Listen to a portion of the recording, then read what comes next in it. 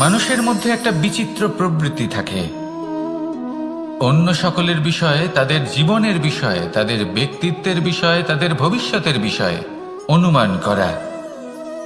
এটা হলো অনুচিত। কারোর অতীতকালকে দেখে লোকে ভবিষ্যৎ বলে দিতে পারেন, বর্তমানকে দেখে ভবিষ্যতের বিষয়ে অনুমান করে ফেলেন। উদাহরণ দিতে হলে বলবো, কোনো দাসকে দেখুন, ওকে দেখে লোকে বলে যে ওর ভবিষ্যৎ সেটাই হতে পারে, অনুমান করে ফেলেন। আর এই রাজাকে দেখুন, উনি তো কত সুখী হবেন, উনি তো জগতের সব থেকে অধিক সুখী মানুষ, কত সুখ সুবিধা আছে ওনার কাছে, ধারণা করে ফেলেন। তবে সত্য তো এটাই যে কারোর ব্যক্তিত্বের বিষয়ে, তাদের ভবিষ্যতের বিষয়ে আপনি পূর্ণ সত্য কখনোই বলতে পারবেন না, শুধু অনুমান করতে পারবেন। আর এই অনুমান করে সত্যি কোনো লাভ হয় না, কারণ এই কাল সেটা হলো অত্যন্ত শক্তিশালী। কালো থেকে কালোতর কয়লাকেও হিরেতে পরিণত করতে পারে, অনেক বড় বড় রাজাকেও বিদূষক বানিয়ে ফেলতে পারে এক মুহূর্তেই। তাহলে আপনি অনুমান করে কি লাভ? কি পেলেন অনুমান করে? সেই জন্য কারোর বিষয়ে কোনো অনুমান করবেন না, তার ভবিষ্যতের বিষয়ে অনুমান করতে যাবেন না, কারোর বিষয়ে কোনো ধারণা করে নেবেন না। কিছু করতে হলে ভালোবাসুন, সবার মধ্যে ভালোবাসা ছড়ান, সবার মধ্যে ধন্যাত্মক ভাব ছড়ান। এই মন প্রসন্ন হয়ে বলবে, রাধা রাধা।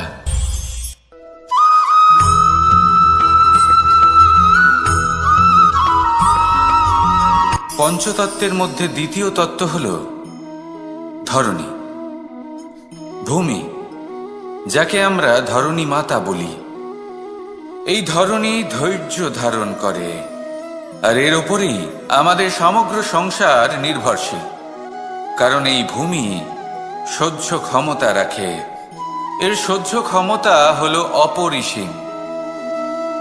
সন্তান যতই আঘাত প্রদান করুক না কেন, প্রেম পূর্বক সহ্য করে, আর তার বদলে অমূল্য রত্ন প্রদান করে।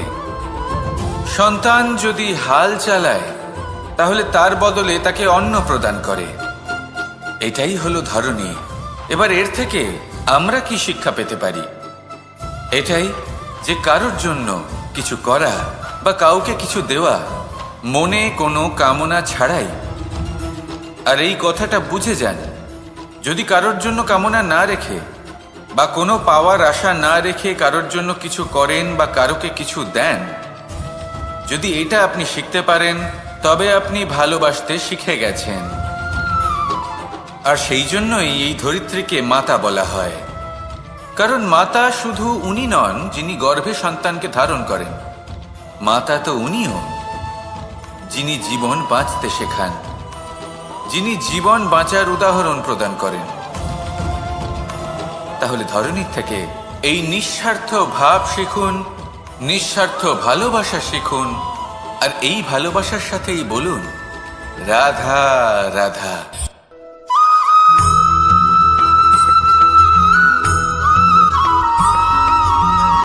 সংসারে আমাদের জীবনে যখন কোনো সুখ বা দুঃখ আসে, তার জন্য আমরা কাউকে না কাউকে অবশ্যই দায়ী করে থাকি, তাই না? এই ব্যক্তি আমাদের সাথে এরকম কাজ করেছেন, তাই আমার সাথে এমন হলো। ওই ব্যক্তি যদি এমনটা না করতেন, তাহলে আজ আমি ওই স্থানে পৌঁছতে পারতাম। সবই আপনার দৃষ্টিভঙ্গির ওপর নির্ভরশীল। আর যদি আপনার দৃষ্টিভঙ্গি এমন হয়, তাহলে তা অনুচিত। সত্যি কথা বলতে, এই সংসারে ভিন্ন ভিন্ন ধরনের মানুষ আছে। এটা আপনার উপর নির্ভর করছে কিভাবে তাদের স্বাগত জানাবেন। একবার ভাবুন, আমি আমার দুটো হাত সামনে নিয়ে এলাম, দুটো মুঠো খুলে দিলাম। দুই প্রকারের মানুষ আসবেন, কিছু না কিছু দিয়ে যাবেন। এই মুঠো যদি আমি বন্ধ করে দিই, তাহলে না কেউ আমাকে কিছু দিতে পারবে, না আমার কিছু যাবে আসবে। নিশ্চয়ই বুঝতে পারছেন এই দুই ধরনের ব্যক্তি কারা এবং তারা কি দিয়ে যান। আমি যদি নিজের মুঠো খুলে দিই, তাহলে কিছু ভালো মানুষ আসবেন, আমাকে আনন্দ, সন্তুষ্টি, জ্ঞান প্রদান করে যাবেন, ভালো অভিজ্ঞতা দিয়ে যাবেন। কোনো খারাপ ব্যক্তি যদি আসেন, তাহলে তিনিও খারাপ অভিজ্ঞতা দেবেন, যার থেকে আমি শিক্ষা লাভ করব। এই সব কিছু আমি লাভ করতে পারি। মুঠো যদি বন্ধ করে রাখি, তাহলে আমি কিছুই পাবো না। দেখুন, এই সংসারে প্রত্যেকের জীবন এইরকম। প্রত্যেকের জীবনে সবকিছুই আছে, ভালো খারাপ দুই মানুষই আছে, ভালো অভিজ্ঞতা আছে, খারাপ অভিজ্ঞতা আছে। নির্ভর করছে আপনার উপর যে আপনি কি করবেন, এনাদের স্বাগত কিভাবে জানাবেন, কার থেকে কি বুঝবেন, কি শিখতে পারবেন, আর কোন দৃষ্টিভঙ্গি নিয়ে অগ্রসর হবেন। এটাই নির্ধারণ করবে যে আপনার জীবন কেমন হবে। আসুন আমার সাথে ভালোবেসে বলুন, রাধা রাধা।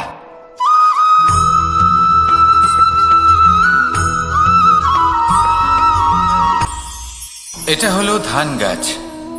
এর থেকে যে চাল উৎপন্ন হয় তা মানুষ গ্রহণ করেন। আর এটা কি? এ হলো জংলি ঘাস। একবার ভেবে দেখুন, যদি এই জংলি ঘাস ধান গাছের আশেপাশে থাকে তাহলে কি হবে? ধান উৎপন্ন হতে পারবে? তা উৎকৃষ্ট হতে পারবে? আমরা কি তা গ্রহণ করতে পারবো? কখনোই নয়। এই জংলি ঘাস ধানকে নষ্ট করে দেবে, কিন্তু নিজে জীবিত থাকবে। এটাই হলো আজকের শিক্ষা। এই সংসারে যদি আপনি নীতির পথে চলতে চান, উচিত কর্ম করতে চান, সংসারকে সেবা করতে চান, তাহলে জংলি ঘাসের মতো ব্যক্তিদের থেকে সবসময় দূরে থাকতে হবে। সেই ব্যক্তি যারা দুর্নীতি এবং মিথ্যা দ্বারা পরিপূর্ণ, যাদের ব্যবহার অশুভ, যাদের অনেক অশুভ গুণ রয়েছে, তারা সঠিক নয়। সেই সকল ব্যক্তি যাদের চরিত্র অত্যন্ত দুষ্ট হয়, তারা হয় শুভ চরিত্রের ব্যক্তিকে একদম নষ্ট করে দেয়, নয় নিজের মতো বানিয়ে তোলে। তাই যদি আপনি নীতির পথে চলতে চান, এই সংসারের জন্য শুভ কর্ম করতে চান, তাহলে সেই সঙ্গ লাভ করুন যে সঙ্গ জ্ঞানে পরিপূর্ণ, যাদের মধ্যে অনেক গুণ আছে, যাদের থেকে প্রতিদিন কিছু শিখতে পারবেন। এমন ব্যক্তির সাথে জীবন অতিবাহিত করুন। দুরাচারীদের থেকে দূরে থাকুন। তবেই এই মন প্রসন্ন হয়ে বলবে, রাধা রাধা।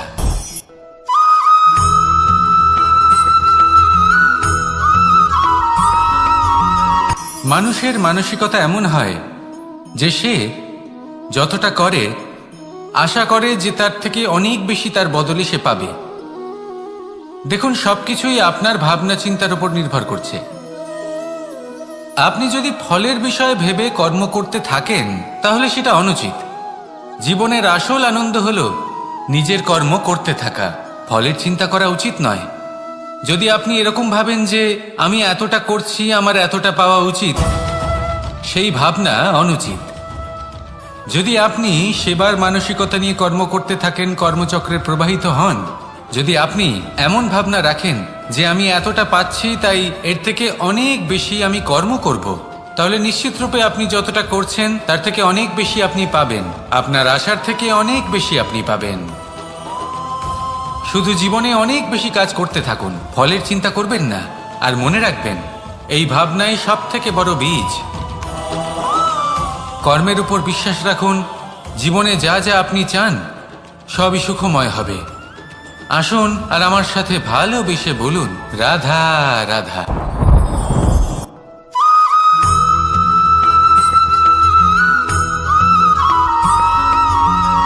আপনি কখনো কোনো বাজকে নিজের বাসা বানাতে দেখেছেন? এই বাজ যখনই কোনো বাসা বানায় তখন উঁচু গাছের ডালে বা কোনো পর্বতের শিখরে বাসা বানায়, অনেক উচ্চতায়। আর সেখানে তার সন্তানও জন্মগ্রহণ করে। যখন এই সন্তানেরা জন্মায় তখন এই বাজ খুবই ভালোবেসে এবং খুব সাবধানে এদের পালন পোষণ করে। নিজের ঠোঁট দিয়ে তাদের ঠোঁটে খাবার পরিবেশন করে। কিন্তু যেই সেই সন্তানেরা হৃষ্টপুষ্ট হয়ে যায় এবং সেই কথা বাজ নিজে বুঝতে পেরে যায়, সেই বাজ নিজেই সেই বাসা ছিন্ন ভিন্ন করে দেয়। সেই সন্তান যাদের সবেমাত্র ডানা গজিয়েছে, কিভাবে উঠতে হয় তারা জানে না, সেই সন্তানগুলিকে উচ্চতা থেকে ঠেলে দেয়। সেই সন্তান প্রথমে ভয়ভীত হয়ে যায়।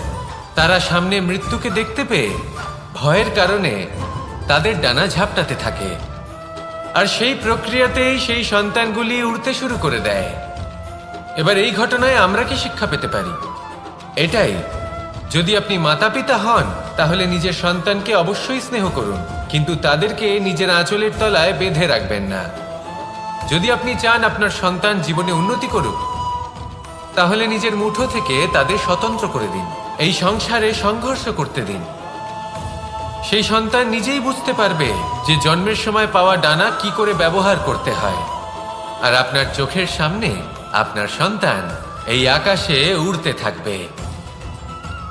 তাহলে আসুন আমার সাথে ভালোবেসে বলুন, রাধা রাধা।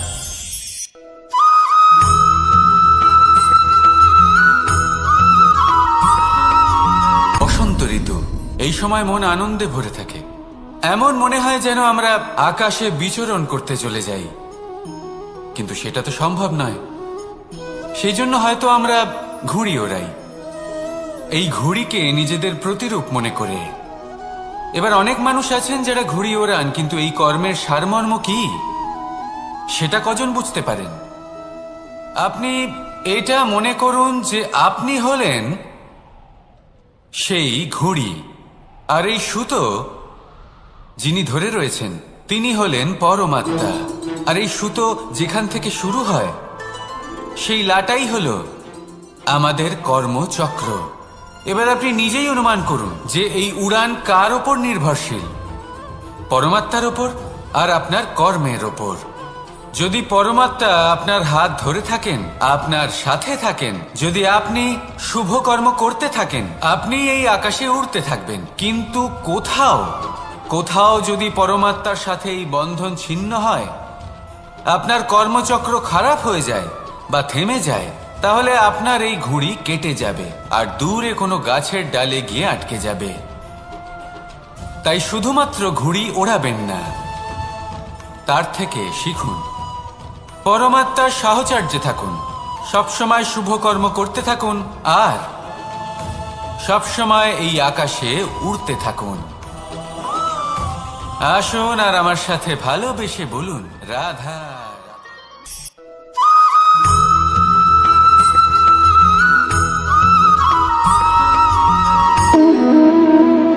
সম্পর্ক হলো আমাদের জীবনের একটি আধার। কিছু সম্পর্ক এমন যা আমরা জন্মসূত্রে লাভ করি, যেমন পরিবার, মা, বাবা। কিছু সম্পর্ক আছে যা আমরা জীবনে অর্জন করে থাকি, তা সে প্রেমের হোক, স্নেহের হোক বা বন্ধুত্বের। এই সকল সম্পর্ক লাভ করার বা গড়ে তোলার 5টি ধাপ রয়েছে। প্রথম ধাপ, কোনো ব্যক্তির সাথে আলাপ হওয়া, তার সাথে কথা বলা বা তাকে দেখা। দ্বিতীয় ধাপ, সে ব্যক্তিকে আমাদের ভালো লাগা। তৃতীয় ধাপ, আমাদের এটা চাইতে শুরু করা যে জীবনে এই ব্যক্তি যেন আমাদের বন্ধু হন, আমাদের জীবনে থাকেন, বা আমাদের কাউকে ভালোবেসে ফেলা আর এটা আমাদের ভাবা বা চাওয়া যে সেই ব্যক্তি যেন আজীবন আমার সাথে থাকেন, আমার জীবনে আমার সাথী হয়ে। চতুর্থ ধাপ, লাভ করা। এবার এই ধাপটি অনেক মানুষের পক্ষেই খুবই সরল হয়, বড়ই সরলভাবে নিজেদের সঙ্গীকে লাভ করে থাকে। কিছু মানুষের জন্য এই ধাপ অত্যন্ত কঠিন হয়ে থাকে। অনেক প্রতিকূল পরিস্থিতির উপর জয়লাভ করে তারা সঙ্গীকে লাভ করেন, কিন্তু লাভ অবশ্যই করেন। এরপরে আসে পঞ্চম, অন্তিম এবং সব থেকে গুরুত্বপূর্ণ ধাপ। সেটা হলো সেই সম্পর্ক পালন করা। এটা হলো এমন এক বিষয় যা প্রত্যেক মানুষের শেখা উচিত।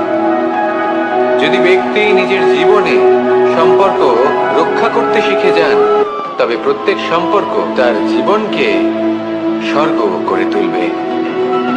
আসুন আর আমার সাথে ভালোবেসে বলুন, রাধা রাধা।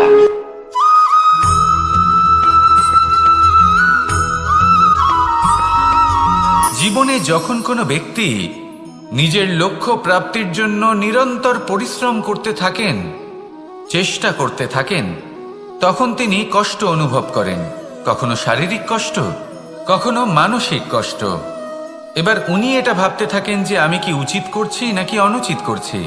কারণ অন্যদিকে এমন একজন ব্যক্তিও আছেন যিনি একদমই পরিশ্রম চেষ্টা করছেন না। তিনি মদিরা পান করেন, বিলাসিতায় জীবন কাটান, অলস প্রকৃতির হয়ে ওঠেন, নিদ্রাতে বিলীন হয়ে থাকেন আর ভাবেন যে তিনি সুখ লাভ করছেন। কিন্তু এরকম কেন হয়? কারণ যখন আমরা সৎ পথে থাকি, উচিত পথে চলি, লক্ষ্য প্রাপ্ত করার জন্য চেষ্টা করতে থাকি, তখন আমাদের ভেতরে থাকা নেতিবাচক শক্তি এবং পাপ এই দেহকে ত্যাগ করে দেয়। আর এই অনুভূতিটাই আমাদের দুঃখের অনুভূতি দেয়, কষ্ট দেয়। এবার সেখানে যদি আমরা কুপথে চলি, অনুচিত পথে চলতে থাকি, তাহলে আমাদের ভেতরে থাকা পুণ্য এবং ধনাত্মক শক্তি আমাদের দেহ ত্যাগ করে দেয়। আর এই অনুভূতির কারণেই আমরা সুখ অনুভব করি। কিন্তু কখনো ভাববেন যে এই সুখ বেশি সময় পর্যন্ত থাকে না। সেই জন্য সবসময় মনে রাখবেন, যদি আপনি জানেন যে এটাই আপনার লক্ষ্য, এটাই উচিত পথ, শুভ পথ, তাতে নিরন্তরভাবে এগিয়ে যেতে চেষ্টা করতে থাকুন। এই কষ্ট আপনাকে সুখের পরাকাষ্ঠায় কখন পৌঁছে দেবে তা আপনি জানতেই পারবেন না।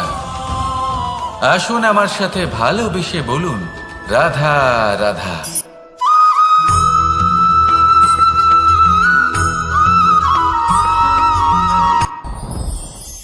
সাথী। সাথী এই শব্দটির ব্যাখ্যা কে কিভাবে করে? মিত্র, সখা, বন্ধু। কিন্তু অর্থ একটাই, তিনি যিনি আপনার সঙ্গী হন আর তিনি যার সাথী আপনি হন। এবার সব থেকে বড় প্রশ্ন হলো এটাই যে তিনি কে হতে পারেন যাকে আপনি আপনার সাথী বলে মেনে নিতে পারেন, নিজের সখা, নিজের মিত্র, নিজের বন্ধু মেনে নিতে পারেন।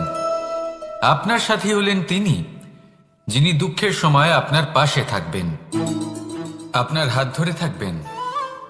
আপনার সাথী হলেন তিনি যার হাত আপনি নিজের সুখের দিনে ধরে থাকবেন।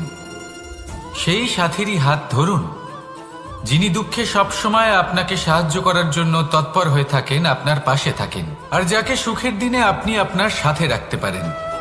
আর যখন আপনার সাথে আপনার এই সাথী থাকবে, তখন আপনি এটা বুঝবেন যে যখন জীবনে দুঃখ আসে, তখন এই দুঃখ কমে যায়, সবার মধ্যে ভাগ হয়ে যায়। আর যদি তখন সুখ আসে, তাহলে সেটা সবার উপস্থিতিতে আরো বেড়ে যায়। এটাই হলো প্রেম, এটাই হলো ভালোবাসা, এটাই হলো সঙ্গ। যেমন সম্পর্ক আমার আর রাধার মাঝে। তাহলে আসুন আর আমার সাথে ভালোবেসে বলুন, রাধা রাধা।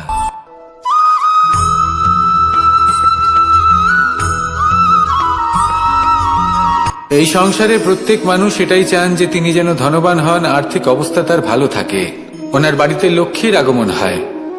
কিন্তু সেটা হবে কি করে, সেটাই হলো প্রশ্ন। কেউ বলেন যে যদি পরিশ্রম করো তাহলে ধন অর্জন সম্ভব, কেউ বলেন যে যদি বিদ্যা লাভ হয় তবেই ধন অর্জন সম্ভব, কেউ বলেন যে যদি বলশালী হও তবেই সম্পন্ন থাকবে। ভালো কথা, যদি তাই হয়ে থাকে, তবে দিনমজুর সারা দিন পরিশ্রম করেন, তিনি কেন ধনী হন না? অনেকজন বিদ্বান মানুষ আছেন এই সংসারে, তারা কেন ধনবান হন না? অনেক সংখ্যক বলশালী ব্যক্তি আছেন, তাদের কাছে ধন নেই কেন? তাদের কেন ধনের অভাব হয়? আবার এমনও কিছু মানুষ আছেন যারা পরিশ্রম করেন, তারা দিনমজুর, কিন্তু তারা ধন অর্জন করতে পারেন। কিছু বিদ্বান ব্যক্তি আছেন যাদের কাছে অধিক মাত্রায় ধন রয়েছে। কয়েকজন বলশালী ব্যক্তি রয়েছেন যাদের কাছে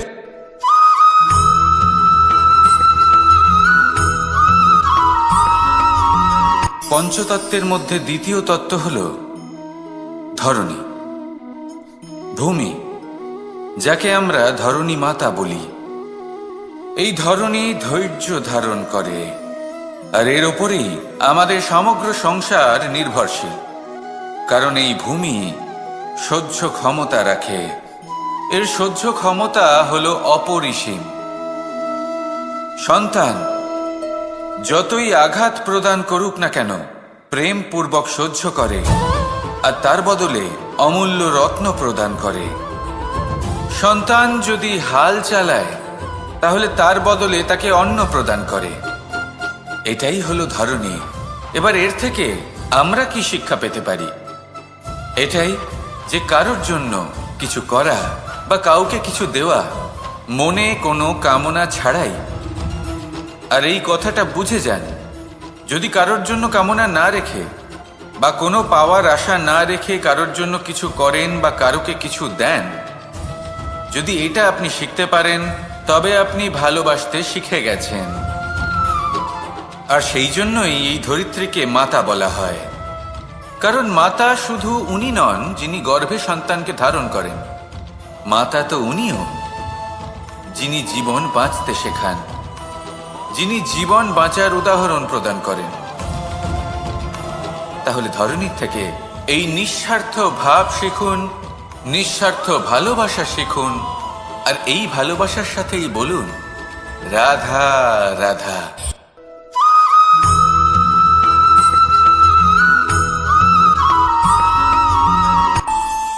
আমাদের মনে যখন কোনো প্রশ্ন ওঠে, কোনো দ্বন্দ্ব জাগে, তখন আমরা যাই আমাদের গুরুর কাছে, আমাদের আরাধ্যের কাছে গিয়ে জিজ্ঞেস করি।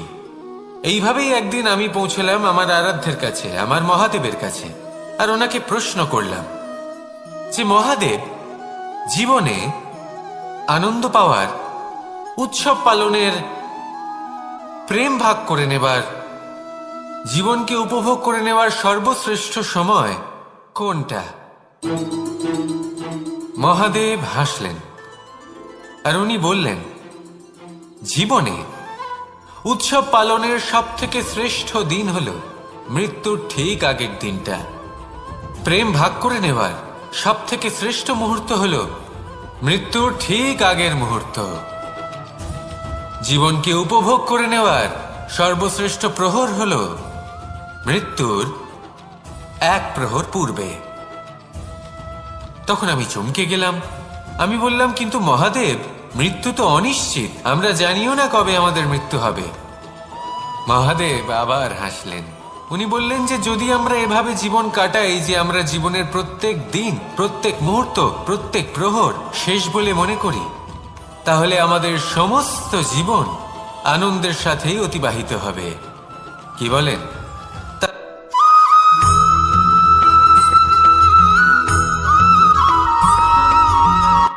সংসারে আমাদের জীবনে যখন কোনো সুখ বা দুঃখ আসে, তার জন্য আমরা কাউকে না কাউকে অবশ্যই দায়ী করে থাকি, তাই না?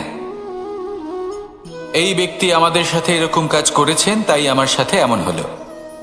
ওই ব্যক্তি যদি এমনটা না করতেন, তাহলে আজ আমি ওই স্থানে পৌঁছতে পারতাম। সবই আপনার দৃষ্টিভঙ্গির ওপর নির্ভরশীল, আর যদি আপনার দৃষ্টিভঙ্গি এমন হয়, তাহলে তা অনুচিত। সত্যি কথা বলতে, এই সংসারে ভিন্ন ভিন্ন ধরনের মানুষ আছে। এটা আপনার উপর নির্ভর করছে কিভাবে তাদের স্বাগত জানাবেন। একবার ভাবুন, আমি আমার দুটো হাত সামনে নিয়ে এলাম, দুটো মুঠো খুলে দিলাম। দুই প্রকারের মানুষ আসবেন, কিছু না কিছু দিয়ে যাবেন। এই মুঠো যদি আমি বন্ধ করে দিই, তাহলে না কেউ আমাকে কিছু দিতে পারবে, না আমার কিছু যাবে আসবে। নিশ্চয়ই বুঝতে পারছেন এই দুই ধরনের ব্যক্তি কারা এবং তারা কি দিয়ে যান। আমি যদি নিজের মুঠো খুলে দিই, তাহলে কিছু ভালো মানুষ আসবেন, আমাকে আনন্দ, সন্তুষ্টি, জ্ঞান প্রদান করে যাবেন, ভালো অভিজ্ঞতা দিয়ে যাবেন।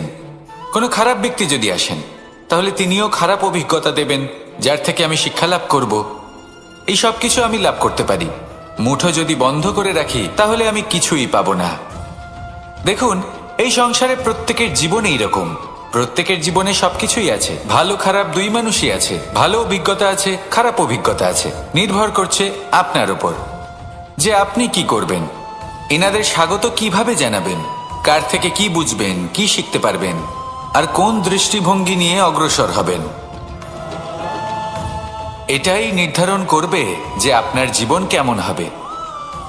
আসুন আমার সাথে ভালোবেসে বলুন রাধা রাধা।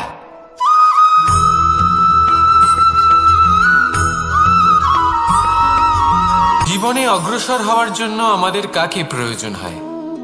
মাতা পিতা, বন্ধু, প্রেম, সাহায্য, অর্থ, পরিশ্রম, আশা। ভিন্ন ভিন্ন মানুষ ভিন্ন ভিন্ন বিকল্প চয়ন করে। যদি আমি আপনাকে বলি, তাহলে জয় আর পরাজয়ের মন্ত্র দুটো শব্দের উপর নির্ভর করে, মেনে নেওয়া আর দৃঢ় হওয়া। যদি মেনে নেন, তাহলে হেরে যাবেন। যদি দৃঢ় হন, তাহলে নিশ্চিত রূপে জয়ী হবেন। যদি কখনো আপনি ক্লান্ত হয়ে ওঠেন, আপনি দুঃখী হন, পুরোপুরি ভেঙে পড়েছেন, তখন মেনে নেবেন না যে আপনি ভেঙে পড়েছেন, নয়তো হেরে যাবেন। তখন উল্টে স্থির করবেন যে যাই হয়ে যাক না কেন, আমি জয়ী হবই। আর আপনি দেখবেন যে জয় নিশ্চিত রূপে আপনার কাছেই আসবে। তাহলে এই কথা মনে রাখবেন আর আমার সাথে ভালোবেসে বলবেন, রাধা রাধা।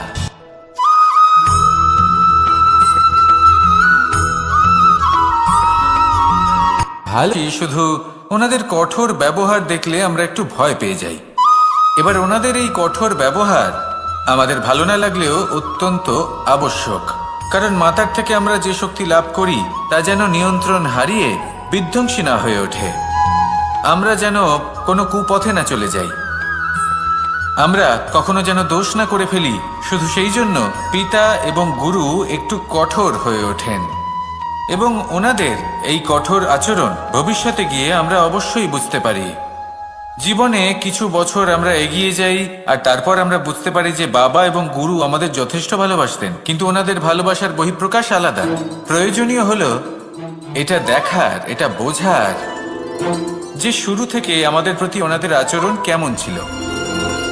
ওনাদের কঠোর হওয়ার পেছনে ওনাদের ভালোবাসাটা বোঝার চেষ্টা করুন, ওনাদের চিন্তাটা বোঝার চেষ্টা করুন, ওনাদের পথপ্রদর্শনের আড়ালে আপনার ভবিষ্যতের জন্য যে পরিকল্পনা ওনারা করেছেন সেটা বোঝার চেষ্টা করুন। তখন আপনারা বুঝতে পারবেন ওনাদের ভালোবাসাকে। আপনার মনের মধ্যে আপনা থেকেই ওনাদের প্রতি সম্মান জেগে উঠবে। নিজের পিতা এবং নিজের গুরু এই দুজনের প্রতি কৃতজ্ঞতা প্রকাশ করুন আর আমার সাথে ভালোবেসে বলুন, রাধা রাধা।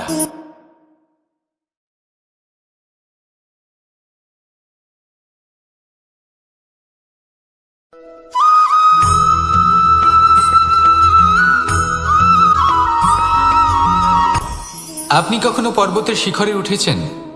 আপনি দেখতে পাবেন পর্বতের পদতলে প্রচুর সুন্দর ফুল রয়েছে, সবুজ বনানী রয়েছে। যত আপনি ওপরে উঠতে থাকবেন তত ফুল কমতে থাকবে, সবুজ বনানী কমতে থাকবে। আরো কিছুটা ওপরে উঠলে কাঁটা জাতীয় গাছ দেখতে পাবেন, শুকনো গাছ দেখতে পাবেন। আরো যদি ওপরে ওঠেন তাহলে পাষাণ দেখতে পাবেন। আরো ওপরে উঠলে হিমখণ্ড দেখতে পাবেন। এই যে পর্বত, তা মনুষ্য জীবনের সবথেকে উত্তম উদাহরণ। মানুষ যখন সাফল্যের শিখরে পৌঁছতে চান, মহানুভবতার শিখরে পৌঁছতে চান, পথে যত আস্তে আস্তে উপরে উঠতে থাকেন ততই ভৌতিক বস্তু তার থেকে বিচ্ছিন্ন হতে থাকে। যদি তিনি সেই ভৌতিক বস্তুগুলি ত্যাগ না করতে পারেন তাহলে কখনোই সেই স্থানে পৌঁছতে পারবেন না। আর মানুষ যদি উচিত ত্যাগ করতে পারেন, পথে অগ্রসর হতে থাকেন, এগোতে থাকেন, তাহলে একদিন না একদিন তিনি মহানুভবতার, জ্ঞানের, সাফল্যের হিমের স্বাদ অবশ্যই লাভ করবেন। মনে রাখবেন, মানব জীবনে ত্যাগ হলো অত্যন্ত গুরুত্বপূর্ণ অংশ। আসুন আমার সাথে ভালোবেসে বলুন, রাধা রাধা।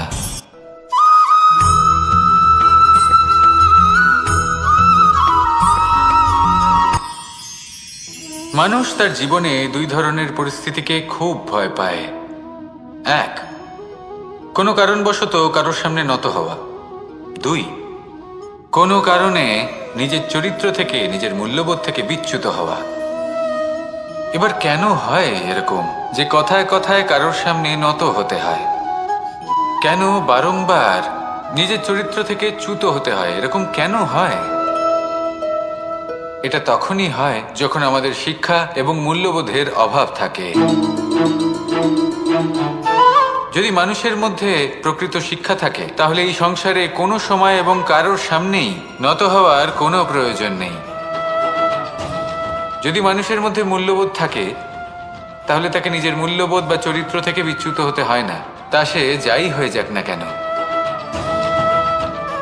কোনো বালককে যদি জন্ম থেকেই সুশিক্ষার অধিকারী করা হয়, শিক্ষিত করা হয়, মূল্যবোধের অধিকারী করা হয়, তবে সে এই সংসারে এমন কর্ম করবে যাতে সে নিজেকে, নিজের পরিবারকে, সমগ্র সমাজকে গর্বিত করতে পারে।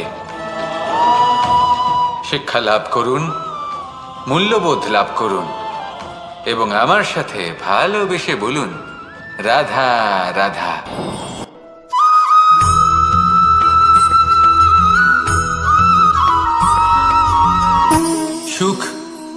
দুঃখ এবং শক্তি। এই তিন হলো এই সংসারের ত্রিদেবের মতো।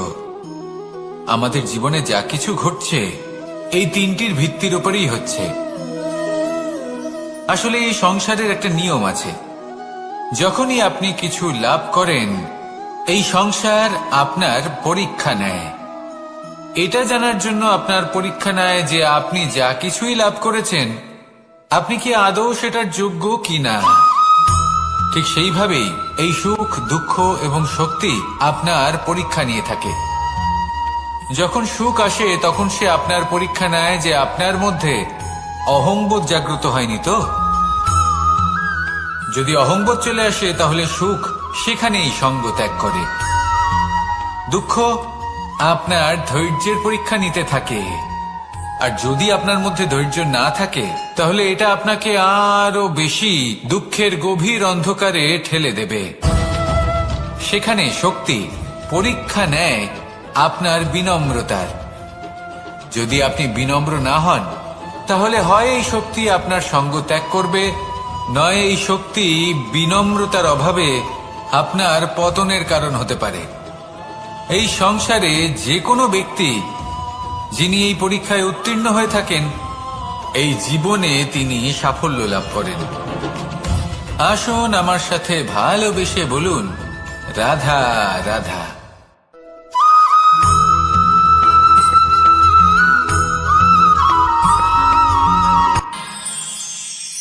আমরা সবাই সূর্যকে সম্মান কেন করি? কারণ আমরা জানি যে সন্ধেবেলা যখন সূর্যাস্ত হবে তখন শুধুমাত্র অন্ধকার বাকি থাকবে। ঠিক কিছুটা এরকমই হয় আমাদের মাতা পিতাও, যিনি আমাদের জন্ম দেন, আমাদের ভরণ পোষণ করেন, আমাদের বড় করেন, আমাদের প্রেম প্রদান করেন। কখনো কখনো তাদের মুখ থেকে কটু কথা নিঃসৃত হয়, আমাদের দুঃখ হয়, কিন্তু তখন আমাদের এটা বোঝা উচিত এগুলি নিঃসৃত হচ্ছে আমাদেরই মঙ্গলের জন্য। যেমন সূর্যদেব, উনিও উত্তাপ দিয়ে থাকেন আমাদেরই মঙ্গলের জন্য, যাতে ফসল পাকতে পারে, যাতে জল বাষ্প হয়ে মেঘ হতে পারে, বৃষ্টি হতে পারে, আর এই সংসারে নিরন্তর জলের প্রবাহ থাকে।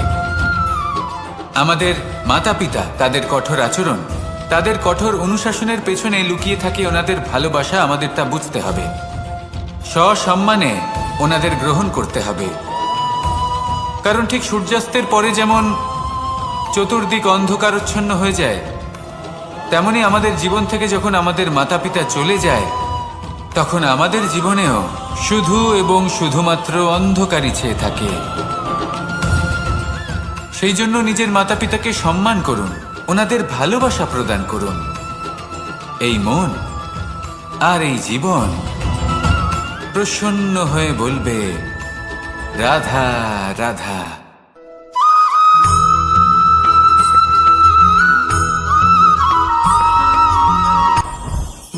জীবনে কিছু শেখা অত্যন্ত গুরুত্বপূর্ণ। এবার কি কি শিখতে হবে সেই সব শেখানোর জন্য অনেক শিক্ষক রয়েছেন, কিন্তু কি শিখবেন না আর কি করবেন না এটা আমাদের নিজের অভিজ্ঞতা দিয়ে শিখতে হয়। কিন্তু তার মানে এটা নয় যে যদি আপনাকে শিখতে হয় যে আগুনের তাপ কতটা, আপনাকে আগুনের মধ্যে হাত দিতে হবে। না, অন্য কারোর অভিজ্ঞতা দ্বারাও শিখতে পারেন। প্রশ্ন শুধুমাত্র একটাই যে আপনি কি শিখতে চান নাকি চান না। যদি আপনি এটাই ভাবেন যে আমি শুধুই নিজের অভিজ্ঞতা দ্বারাই শিখতে চাই, তাহলে জীবনকাল ছোট মনে হবে, অনেক কিছুই শিখতে পারবেন না। তাই নিজের সাথে সাথে বড়দের অভিজ্ঞতার দ্বারাও শেখা শুরু করে দিন। এই সংসারের অভিজ্ঞতা দ্বারা শিখতে শুরু করে দিন। আর এটা নিশ্চিত রূপে শেখা আবশ্যক যে কখন কি করবেন না, কোথায় থামতে হবে আর কোথায় থামবেন না। তাহলে আসুন আর আমার সাথে ভালোবেসে বলুন, রাধা রাধা।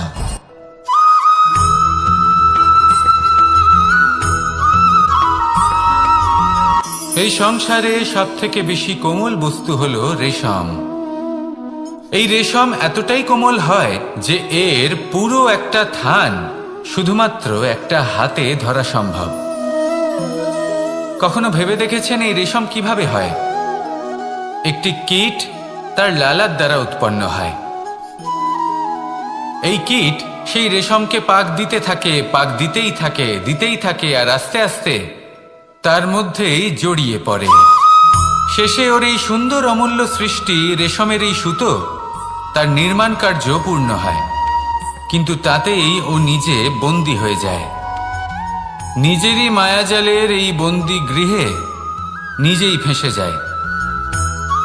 এবার এই সুতোকে ব্যবহারযোগ্য করে তোলার জন্য এই কীটগুলিকে এই কবচের সাথেই ফুটন্ত জলে ফেলে দেওয়া হয়। এই সংসারে যদি আমাদের স্বপ্ন এই সংসারের দুঃখ হরণ করার জন্য, এই সংসারে সুখ বিতরণ করার জন্য হয়, তবেই আমাদের প্রগতি সম্ভব। যদি আমাদের এই স্বপ্ন শুধুই আমাদের এবং আমাদের স্বার্থ সিদ্ধির জন্য হয়, তাহলে এই স্বপ্ন আমাদের অন্ধ করে দেবে, আমাদের অন্ধকারের পথে নিয়ে যাবে, আর আমরাও সেই কীটের মতো হয়ে যাব। নিজেদেরই মায়াজালে আমরা নিজেই ফেঁসে যাব, আর শেষে আমরা যদি কিছু লাভ করি তা হবে একাকিত্ব, অন্ধকারময় মৃত্যু। তাই স্বপ্ন অবশ্যই দেখুন, কিন্তু এমনভাবে স্বপ্ন দেখবেন না যে তার এই বন্দিগৃহে আপনি নিজেই ফেঁসে গেলেন। স্বপ্ন দেখুন পরোপকারে।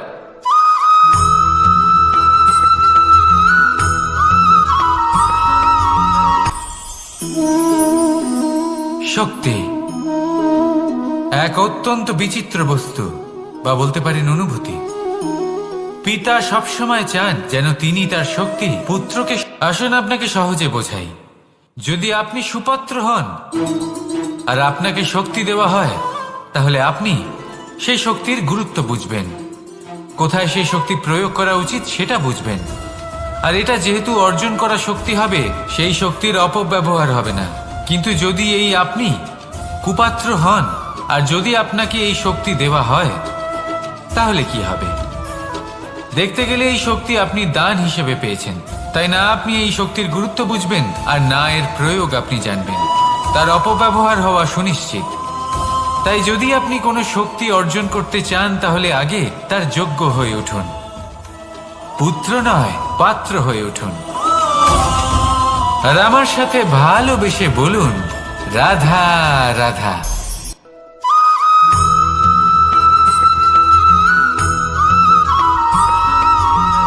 এই সংসারে প্রত্যেক মানুষ এটাই চান যে তিনি যেন ধনবান হন, আর্থিক অবস্থা তার ভালো থাকে, ওনার বাড়িতে লক্ষ্মীর আগমন হয়। কিন্তু সেটা হবে কি করে, সেটাই হলো প্রশ্ন। কেউ বলেন যে যদি পরিশ্রম করো তাহলে ধন অর্জন সম্ভব, কেউ বলেন যে যদি বিদ্যা লাভ হয় তবেই ধন অর্জন সম্ভব, কেউ বলেন যে যদি বলশালী হও তবেই সম্পন্ন থাকবে। ভালো কথা, যদি তাই হয়ে থাকে, তবে দিনমজুর সারা দিন পরিশ্রম করেন, তিনি কেন ধনী হন না? অনেকজন বিদ্বান মানুষ আছেন এই সংসারে, তারা কেন ধনবান হন না? অনেক সংখ্যক বলশালী ব্যক্তি আছেন, তাদের কাছে ধন নেই কেন? তাদের কেন ধনের অভাব হয়? আবার এমনও কিছু মানুষ আছেন যারা পরিশ্রম করেন, তারা দিনমজুর, কিন্তু তারা ধন অর্জন করতে পারেন। কিছু বিদ্বান ব্যক্তি আছেন যাদের কাছে অধিক মাত্রায় ধন রয়েছে, কয়েকজন বলশালী ব্যক্তি রয়েছেন যাদের কাছে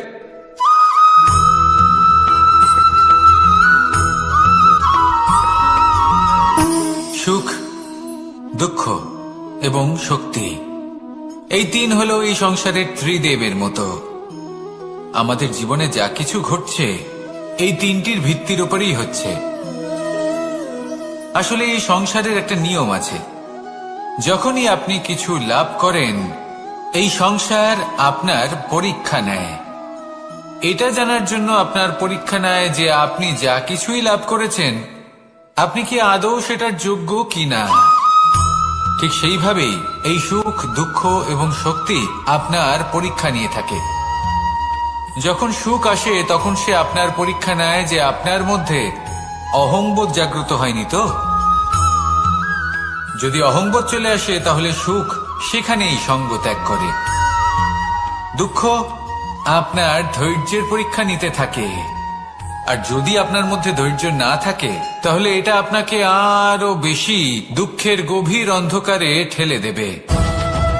সেখানে শক্তি পরীক্ষা নেয় আপনার বিনম্রতার। যদি আপনি বিনম্র না হন, তাহলে হয় এই শক্তি আপনার সঙ্গ ত্যাগ করবে, নয় এই শক্তি বিনম্রতার অভাবে আপনার পতনের কারণ হতে পারে।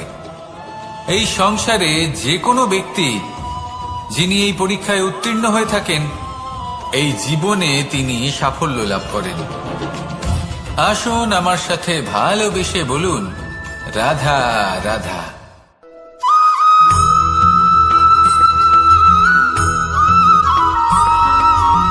পঞ্চতত্ত্বের মধ্যে দ্বিতীয় তত্ত্ব হল ধরণী, ভূমি, যাকে আমরা ধরণী মাতা বলি। এই ধরণী ধৈর্য ধারণ করে, আর এর ওপরেই আমাদের সমগ্র সংসার নির্ভরশীল। কারণ এই ভূমি সহ্য ক্ষমতা রাখে, এর সহ্য ক্ষমতা হল অপরিসীম। সন্তান যতই আঘাত প্রদান করুক না কেন, প্রেম পূর্বক সহ্য করে, আর তার বদলে অমূল্য রত্ন প্রদান করে। সন্তান যদি হাল চালায়, তাহলে তার বদলে তাকে অন্ন প্রদান করে। এটাই হলো ধরণী। এবার এর থেকে আমরা কি শিক্ষা পেতে পারি? এটাই যে কারোর জন্য কিছু করা বা কাউকে কিছু দেওয়া মনে কোনো কামনা ছাড়াই। আর এই কথাটা বুঝে যান, যদি কারোর জন্য কামনা না রেখে বা কোনো পাওয়ার আশা না রেখে কারোর জন্য কিছু করেন বা কারোকে কিছু দেন, যদি এটা আপনি শিখতে পারেন, তবে আপনি ভালোবাসতে শিখে গেছেন। আর সেই জন্যই এই ধরিত্রীকে মাতা বলা হয়। কারণ মাতা শুধু উনি নন যিনি গর্ভে সন্তানকে ধারণ করেন, মাতা তো উনিও যিনি জীবন বাঁচতে শেখান, যিনি জীবন বাঁচার উদাহরণ প্রদান করেন। তাহলে ধরণীর থেকে এই নিঃস্বার্থ ভাব শিখুন, নিঃস্বার্থ ভালোবাসা শিখুন, আর এই ভালোবাসার সাথেই বলুন, রাধা রাধা।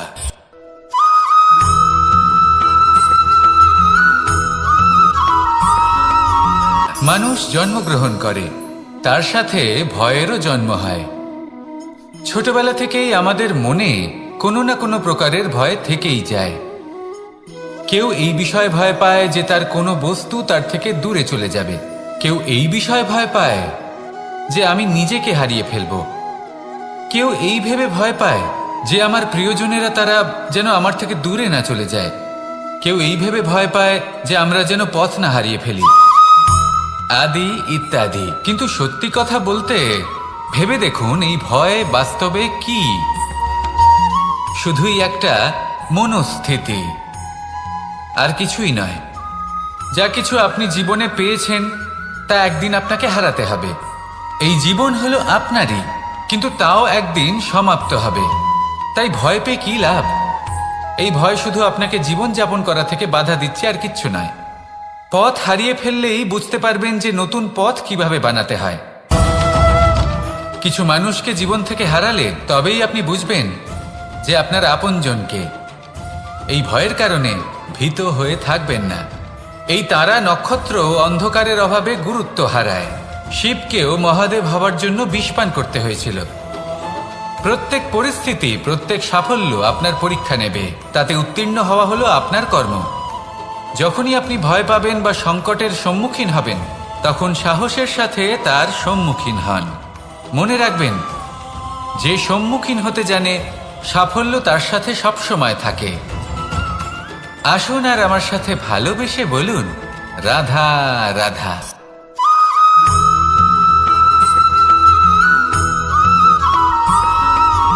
জীবনে অগ্রসর হওয়ার জন্য আমাদের কাকে প্রয়োজন হয়? মাতা পিতা, বন্ধু, প্রেম, সাহায্য, অর্থ, পরিশ্রম, আশা। ভিন্ন ভিন্ন মানুষ ভিন্ন ভিন্ন বিকল্প চয়ন করে। যদি আমি আপনাকে বলি,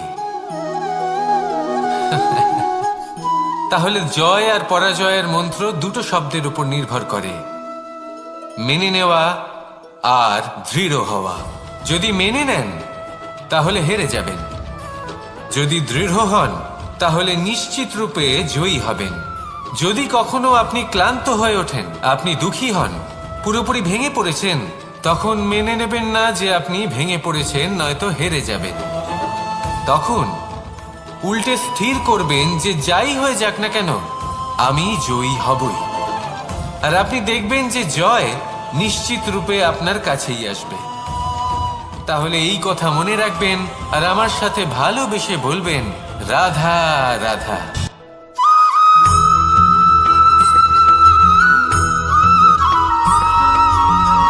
এই সংসারে কোনো বস্তু হোক বা ব্যক্তি হোক, তার একার গুরুত্ব কিন্তু খুব বেশি নয়। একটা উদাহরণ হিসেবে বৃষ্টির ফোঁটাকে ভেবে দেখুন। যদি একটি বৃষ্টির ফোঁটা হয় তাহলে তার খুব বেশি গুরুত্ব থাকে না, কিন্তু যখন সহস্র বৃষ্টির ফোঁটা মেঘের মধ্যে দিয়ে ঝরে পড়ে, তখন সেটা বর্ষার রূপ ধারণ করে। সেই বর্ষা যা এই প্রকৃতিকে শান্ত করে। সেইভাবেই পাথরের ছোট টুকরো, তার খুব বেশি গুরুত্ব থাকে না, কিন্তু যখন অসংখ্য পাথরের টুকরো একত্রিত হয় তখন তা পর্বতের আকার ধারণ করে। সেইভাবেই কিছু মানুষ যখন একত্রিত হন তখন তৈরি হয় পরিবার, কিছু পরিবার যখন একত্রিত হয় তখন তৈরি হয় সমাজ, যখন অনেক সংখ্যক সমাজ একত্রিত হয় তখন তৈরি হয় রাজ্য। এবার এই রাজ্যের সব থেকে গুরুত্বপূর্ণ ব্যক্তি হতে পারেন রাজা, কিন্তু তাও সেই রাজা একা কিছু করতে পারেন না। যুদ্ধ লড়ার সময় তারও নিজের সৈন্যদলকে প্রয়োজন পড়ে। কিন্তু এই সংসারে এমন একজন ব্যক্তি আছেন যিনি একাই সব কাজ করতে থাকেন, এবং সেই ব্যক্তি হলেন মা। আমাদের জীবনে একজন পিতার ভূমিকা কিন্তু নিঃসন্দেহে অমূল্য, কিন্তু আমাদের সকলের জীবনে যে ভূমিকা একজন মায়ের তা অন্য কারোর থাকে না। একজন মা একাই সন্তানকে বড় করতে পারেন, সংস্কারী করে তুলতে পারেন, তার জন্য পরিশ্রম করেন। আর এত কিছু কাজ করার পরেও তার কাজের জন্য তিনি প্রশংসা অবশ্য পান না। উল্টে যদি সেই সন্তান অনুচিত পথে চালিত হয়, অনুচিত কর্ম করে, তখন সেই মাকেই অপবাদের পাত্র হয়ে উঠতে হয়। আমাদের জীবনে মায়ের যোগদান কতটা সেটা বুঝুন। আপনাকে বড় করে তোলার জন্য উনি কতটা পরিশ্রম করেছেন সেটা বুঝুন। আজ থেকে, এখন থেকে, এই মুহূর্ত থেকে মাকে সম্মান করতে শিখুন। যখন সময় পাবেন, যখন সুযোগ হবে, তখন তার প্রশংসা করুন, ওনারও ভালো লাগবে। আর মায়ের এই মমতার জন্য, তার এই ভূমিকার জন্য আসুন সবাই মিলে আমরা তাকে প্রণাম করি, আর সকলে মিলে ভালোবেসে বলি, রাধা রাধা।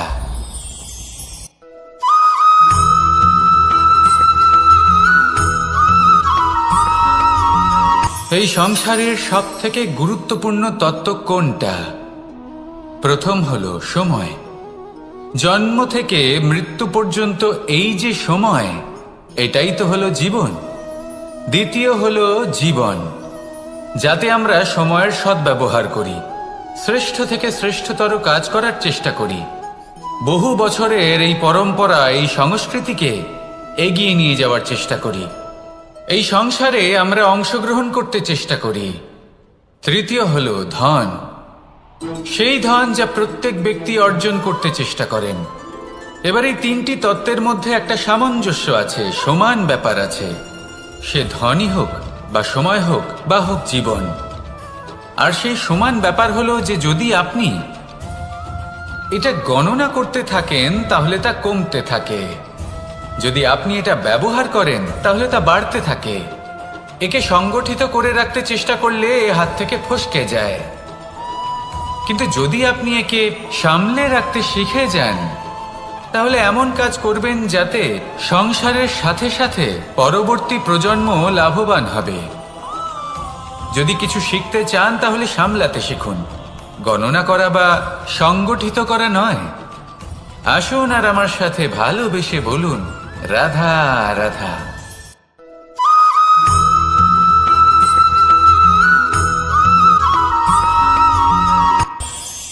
এই সংসারে আমরা প্রকাশ কোথা থেকে পাই? এর উত্তর বড়ই সরল। ভোরে যখন সূর্যোদয় হয় তখন প্রকাশের কিরণ আমাদের ঘরে এসে পৌঁছয়। এইভাবেই আমরা প্রকাশ লাভ করি। এবার এই প্রকাশের আলোতেই আমরা সারাদিনের কাজ সম্পন্ন করি। সন্ধে হয়ে যায়, সূর্যাস্তও হয়ে যায়, আর আমাদের ঘর যাতে অন্ধকার না হয় তার জন্য আমরা একটা প্রদীপ প্রজ্বলিত করি। এটাই ঘটে আমাদের জীবনেও। এবার প্রবাহমান আয়ুর সাথে আমরা আমাদের অন্তরে যদি একটা প্রদীপ প্রজ্বলিত করে নিই, তাহলে বিষয়টাই অন্যরকম হবে। এবার আপনি বলবেন কোন প্রকাশের কথা বলছি যা আমাদের অন্তরে জাগ্রত করা সম্ভব? আমাদের আত্মার মাঝে প্রেমের প্রকাশ জাগ্রত করার কথা বলছি। কারণ আমাদের এই জীবন এও হলো দিনের আলোর মতো। আজ প্রকাশ আছে, কিন্তু কোনোদিন অবশ্যই অস্ত হবে। কিন্তু অস্ত হবার আগে যদি আমরা আমাদের আত্মার মাঝে প্রেমের এই প্রকাশ উজ্জ্বলিত করে নিই, তাহলে আমাদের সন্ধ্যাকালও আমরা আনন্দে এবং প্রেমে যাপন করব। তাহলে আসুন আর আমার সাথে ভালোবেসে বলুন, রাধা রাধা।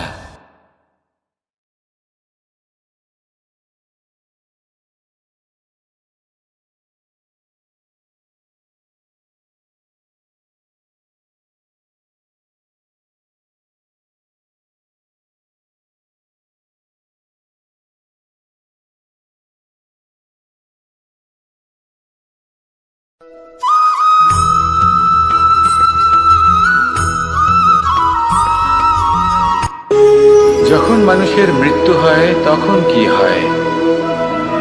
অনেক সংখ্যক মানুষ শোক পালন করতে চলে আসেন। যে ব্যক্তি মৃত্যু লাভ করেছেন তার অনেক বস্তু থাকে যেগুলো তার প্রিয়, যেগুলো তিনি ব্যবহার করেছেন। তার শয্যা, তার বস্ত্র, তার আভূষণ সবকিছু তার থেকে বিচ্ছিন্ন করা হয় এবং খালি হাতে তাকে শ্মশানের উদ্দেশ্যে রওনা করা হয়। আমি আপনাকে এই প্রশ্ন করতে চাই, আপনি এই সংসারে কি অর্জন করেছেন? ধন সম্পত্তি, বস্ত্র, আভূষণ, এই সব কিছু যে আপনি অর্জন করেছেন, আপনার মৃত্যুর পরে তা আপনার থেকে দূর হয়ে যাবে। এর উত্তর হলো একটাই, আপনার কর্ম। শুধু সেটাই আছে যা একান্ত আপনার, আর শুধু সেটাই এই সংসার থেকে চলে যাওয়ার পরেও সংসারেই জীবিত থাকবে। যদি আপনি দুষ্কর্ম করেন, তাহলে এই সংসার আপনাকে একটি অনুচিত উদাহরণ হিসেবে মনে রাখবে যে এই ব্যক্তি খুব পাপী ছিল, অনুচিত কর্ম করতেন। যে পথে তিনি চলেছেন সেই পথে কারোর চলা উচিত নয়। সেখানেই যদি আপনি সৎকর্ম করেন, তাহলে সংসার চিরকাল এটাই বলবে যে খুব ভালো মানুষ ছিলেন, সবাইকে ভালোবাসতেন, সবাইকে সাহায্য করতেন, আমার খুব প্রিয় মানুষ ছিলেন। এটাই হলো শ্রেষ্ঠ কর্ম। সেই জন্য জীবনে শুধুমাত্র ধন সম্পত্তি, আভূষণ এই সব অর্জন করতে গিয়ে নিজের মনোনিবেশ করবেন না। শ্রেষ্ঠ কর্ম করুন। সংসার থেকে চলে যাওয়ার পরেও এই কর্মই এই সংসারে আপনাকে জীবিত রাখবে। আসুন আমার সাথে ভালোবেসে বলুন, রাধা রাধা।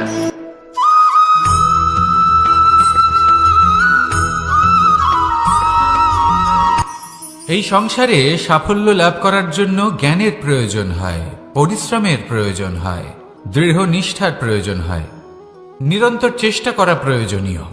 কিন্তু আরো কিছু আছে যা অত্যন্ত প্রয়োজনীয় এবং গুরুত্বপূর্ণ। তা হলো ভালো বন্ধু। তাদের থাকা অত্যন্ত প্রয়োজনীয়। যদি ভালো বন্ধু থাকে, তাহলে সময় এলে তারা ঢাল হয়ে আপনাকে সুরক্ষা করবেন। সময় এলে অস্ত্রের মতো শত্রুকে সংহারও করবেন। যদি তিনি জ্ঞানী হন, তাদের মধ্যে সদ্গুণ থাকে, তাহলে এই সব গুণ আপনার মধ্যেও প্রবেশ করবে। তাহলে সাফল্যের জন্য ভালো বন্ধু পাওয়া অত্যন্ত প্রয়োজনীয়। কিন্তু শুধু বন্ধু কেন, ভালো শত্রুও থাকা প্রয়োজনীয়। এবার আপনি ভাববেন, আমি কি বললাম? যদি আপনার জীবনেও ভালো অর্থাৎ শক্তিশালী শত্রু থাকে, তাহলে আপনিও শক্তিশালী হতে থাকবেন। এই শত্রু আপনাকে প্রেরিত করবে আরো বেশি শক্তিশালী হয়ে ওঠার। কখনো কোনো হরিণকে দেখুন, তীব্র গতিতে দৌড়তে থাকে। কেন তীব্র গতিতে দৌড়য়? এই কারণে নয় যে কোথাও তার জন্য মধুর ঘাস অপেক্ষা করে রয়েছে, না।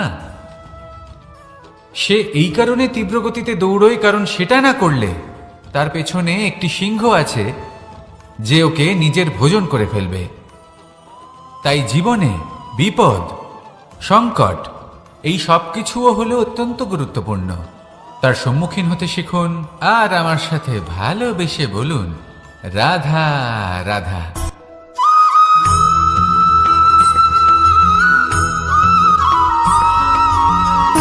সুখ, দুঃখ এবং শক্তি, এই তিন হলো এই সংসারের ত্রিদেবের মতো। আমাদের জীবনে যা কিছু ঘটছে এই তিনটির ভিত্তির উপরেই হচ্ছে। আসলে এই সংসারের একটা নিয়ম আছে, যখনই আপনি কিছু লাভ করেন এই সংসার আপনার পরীক্ষা নেয়। এটা জানার জন্য আপনার পরীক্ষা নেয় যে আপনি যা কিছুই লাভ করেছেন আপনি কি আদৌ সেটার যোগ্য কিনা। ঠিক সেইভাবেই এই সুখ, দুঃখ এবং শক্তি আপনার পরীক্ষা নিয়ে থাকে। যখন সুখ আসে তখন সে আপনার পরীক্ষা নেয় যে আপনার মধ্যে অহংবোধ জাগ্রত হয়নি তো। যদি অহংবোধ চলে আসে তাহলে সুখ সেখানেই সঙ্গ ত্যাগ করে। দুঃখ আপনার ধৈর্যের পরীক্ষা নিতে থাকে, আর যদি আপনার মধ্যে ধৈর্য না থাকে তাহলে এটা আপনাকে আরো বেশি দুঃখের গভীর অন্ধকারে ঠেলে দেবে। সেখানে শক্তি পরীক্ষা নেয় আপনার বিনম্রতার। যদি আপনি বিনম্র না হন তাহলে হয় এই শক্তি আপনার সঙ্গ ত্যাগ করবে, নয় এই শক্তি বিনম্রতার অভাবে আপনার পতনের কারণ হতে পারে। এই সংসারে যে কোনো ব্যক্তি যিনি এই পরীক্ষায় উত্তীর্ণ হয়ে থাকেন এই জীবনে তিনি সাফল্য লাভ করেন। আসুন আমার সাথে ভালোবেসে বলুন, রাধা রাধা।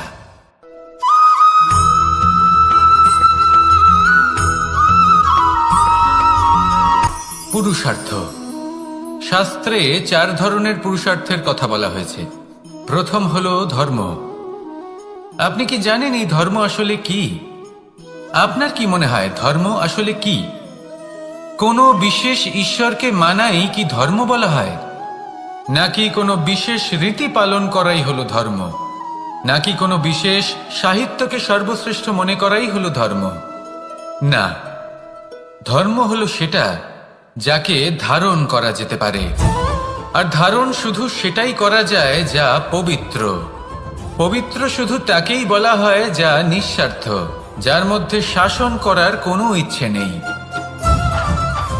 যা সরলভাবেই প্রবাহমান, জল এবং বায়ুর মতো। যখন কোনো ব্যক্তি ধর্মকে ধারণ করেন এবং সেই ধর্ম সেই ব্যক্তিকে রক্ষা করে তখন তাকে ধর্ম বলা হয়। ধর্ম যা রক্ষা করে অহংকার থেকে, খারাপ চিন্তার হাত থেকে। সেই জন্য পুরুষার্থ গড়ে তোলার আগে, ধর্ম পালন করার আগে ধর্মের প্রকৃত অর্থ কি সেটা বুঝে নিন। এটা জেনে রাখুন যে সমস্ত ধর্মের আধার, সমস্ত ধর্মের ভিত শুধুমাত্র ভালোবাসা। আসুন আর এই ভালোবাসার সাথেই বলুন, রাধা রাধা।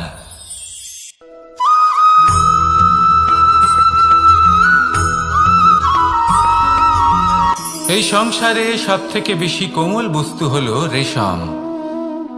এই রেশম এতটাই কোমল হয় যে এর পুরো একটা থান শুধুমাত্র একটা হাতে ধরা সম্ভব। কখনো ভেবে দেখেছেন এই রেশম কিভাবে হয়? একটি কীট তার লালার দ্বারা উৎপন্ন হয়।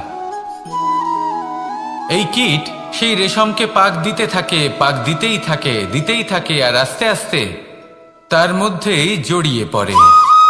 শেষে ওর এই সুন্দর অমূল্য সৃষ্টি রেশমের এই সুতো তার নির্মাণ কার্য পূর্ণ হয়, কিন্তু তাতেই ও নিজে বন্দী হয়ে যায়।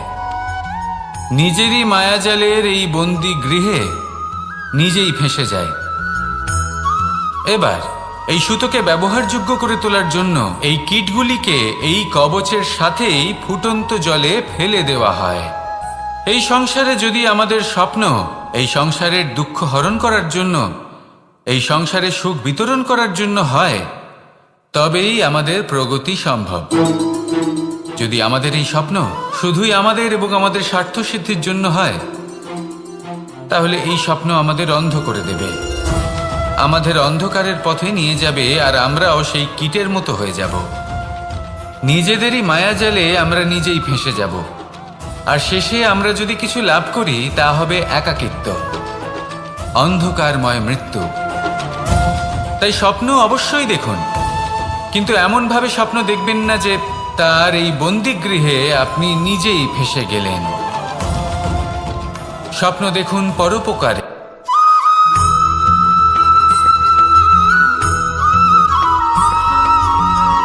কেউ বলে জীবন খুব ক্ষণস্থায়ী, কেউ বলে জীবন হলো একটা সুন্দর স্বপ্নের মতো, আবার কেউ বলবে জীবন হলো এক কঠোর সত্য।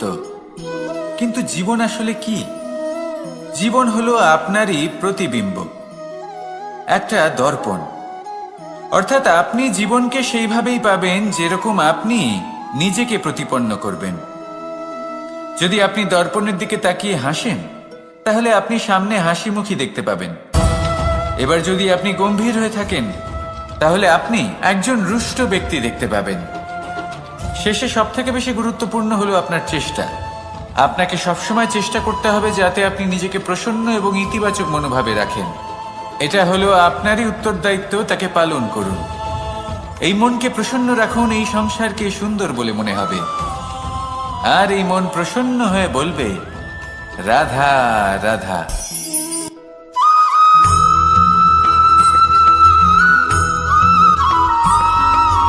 জীবনে যখন কোনো ব্যক্তি নিজের লক্ষ্য প্রাপ্তির জন্য নিরন্তর পরিশ্রম করতে থাকেন, চেষ্টা করতে থাকেন, তখন তিনি কষ্ট অনুভব করেন, কখনো শারীরিক কষ্ট, কখনো মানসিক কষ্ট। এবার উনি এটা ভাবতে থাকেন যে আমি কি উচিত করছি নাকি অনুচিত করছি। কারণ অন্যদিকে এমন একজন ব্যক্তিও আছেন যিনি একদমই পরিশ্রম চেষ্টা করছেন না। তিনি মদিরা পান করেন, বিলাসিতায় জীবন কাটান, অলস প্রকৃতির হয়ে ওঠেন, নিদ্রাতে বিলীন হয়ে থাকেন, আর ভাবেন যে তিনি সুখ লাভ করছেন। কিন্তু এরকম কেন হয়? কারণ যখন আমরা সৎ পথে থাকি, উচিত পথে চলি, লক্ষ্য প্রাপ্ত করার জন্য চেষ্টা করতে থাকি, তখন আমাদের ভেতরে থাকা নেতিবাচক শক্তি এবং পাপ এই দেহকে ত্যাগ করে দেয়। আর এই অনুভূতিটাই আমাদের দুঃখের অনুভূতি দেয়, কষ্ট দেয়। এবার সেখানে যদি আমরা কুপথে চলি, অনুচিত পথে চলতে থাকি, তাহলে আমাদের ভেতরে থাকা পুণ্য এবং ধনাত্মক শক্তি আমাদের দেহ ত্যাগ করে দেয়। আর এই অনুভূতির কারণেই আমরা সুখ অনুভব করি।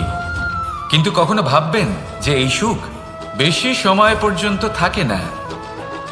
সেই জন্য সবসময় মনে রাখবেন, যদি আপনি জানেন যে এটাই আপনার লক্ষ্য, এটাই উচিত পথ, শুভ পথ, তাতে নিরন্তরভাবে এগিয়ে যেতে চেষ্টা করতে থাকুন। এই কষ্ট আপনাকে সুখের পরাকাষ্ঠায় কখন পৌঁছে দেবে তা আপনি জানতেই পারবেন না। আসুন আমার সাথে ভালোবেসে বলুন রাধা রাধা।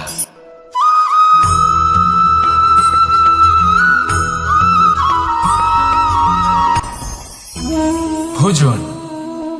এবার ভোজন সংগ্রহ করার জন্য মানুষ কি না করেন, সব সময় চেষ্টা করতে থাকেন।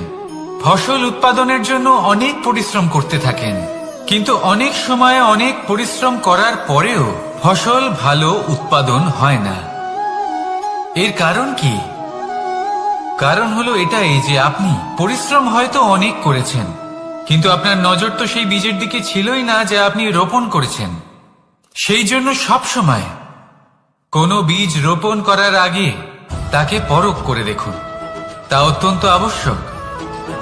আর সেইভাবেই যখনই কোনো কর্মের প্রশ্ন আসে, তাহলে সেখানে শুধুমাত্র পরিশ্রম যথেষ্ট নয়। সেই কাজের প্রতি আপনার কর্তব্য কি, আপনার উদ্দেশ্য কি, সেটা জানা হলো অত্যন্ত গুরুত্বপূর্ণ। তাই কর্ম করুন, কিন্তু সেই কর্মের প্রতি আপনার যা উদ্দেশ্য তার মাহাত্ম্য বুঝতে চেষ্টা করুন। তাহলে আসুন আমার সাথে ভালোবেসে বলুন রাধা রাধা।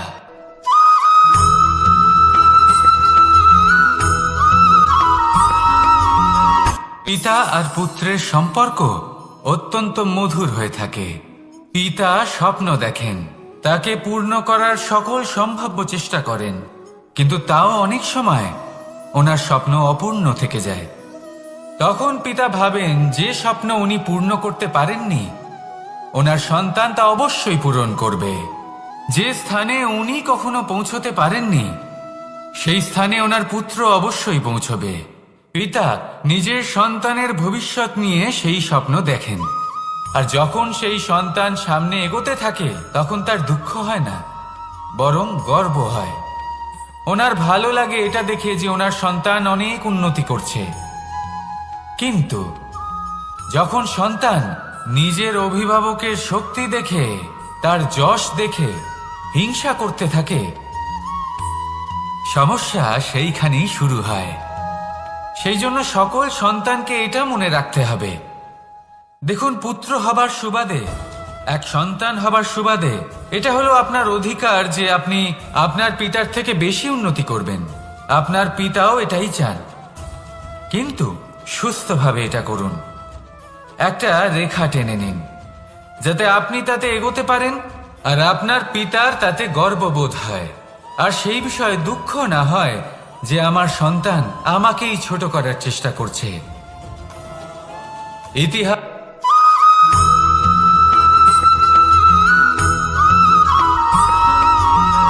যখন আমরা কোনো বনে প্রবেশ করি,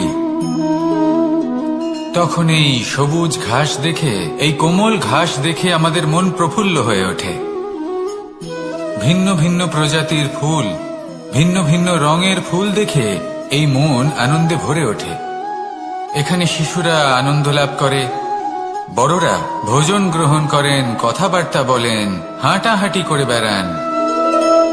এবার ভেবে দেখুন, যখন এই উপবনের নির্মাণ হয়েছিল সেই সময় যদি এই মাটিকে সঠিকভাবে খনন না করা হতো, যদি তাতে সঠিকভাবে বীজ রোপণ না করা হতো, যদি কোনো সংঘর্ষ না হতো, পরিশ্রম না করা হতো, যদি চলতে চলতে পায়ে কাঁটা না বিঁধে যেত, তাহলে এই সুন্দর বন দেখে আমরা কি এই আনন্দ লাভ করতে পারতাম? কখনোই নয়। ধরুন কোনো নদীর তটে সুন্দর একটি বন আছে, সেই বনের আনন্দ লাভ করতে গেলে আপনাকে সেই নদী পার করতেই হবে। যদি সুখের নদীর কাছে পৌঁছতে চান, তাহলে তটে যে কাঁটা রয়েছে সেগুলোর সাথে সংঘর্ষ করতেই হবে। এই সংসারে যদি আপনি সুখ লাভ করতে চান, তাহলে সুখ লাভের এই যাত্রা শুরু করতে হবে সংঘর্ষ দ্বারা। তাহলে সংঘর্ষকে স্বাগত জানান, এর পেছনেই সুখ রয়েছে যা আপনার জন্য অপেক্ষা করছে। এবার হাসুন আর আমার সাথে ভালোবেসে বলুন, রাধা।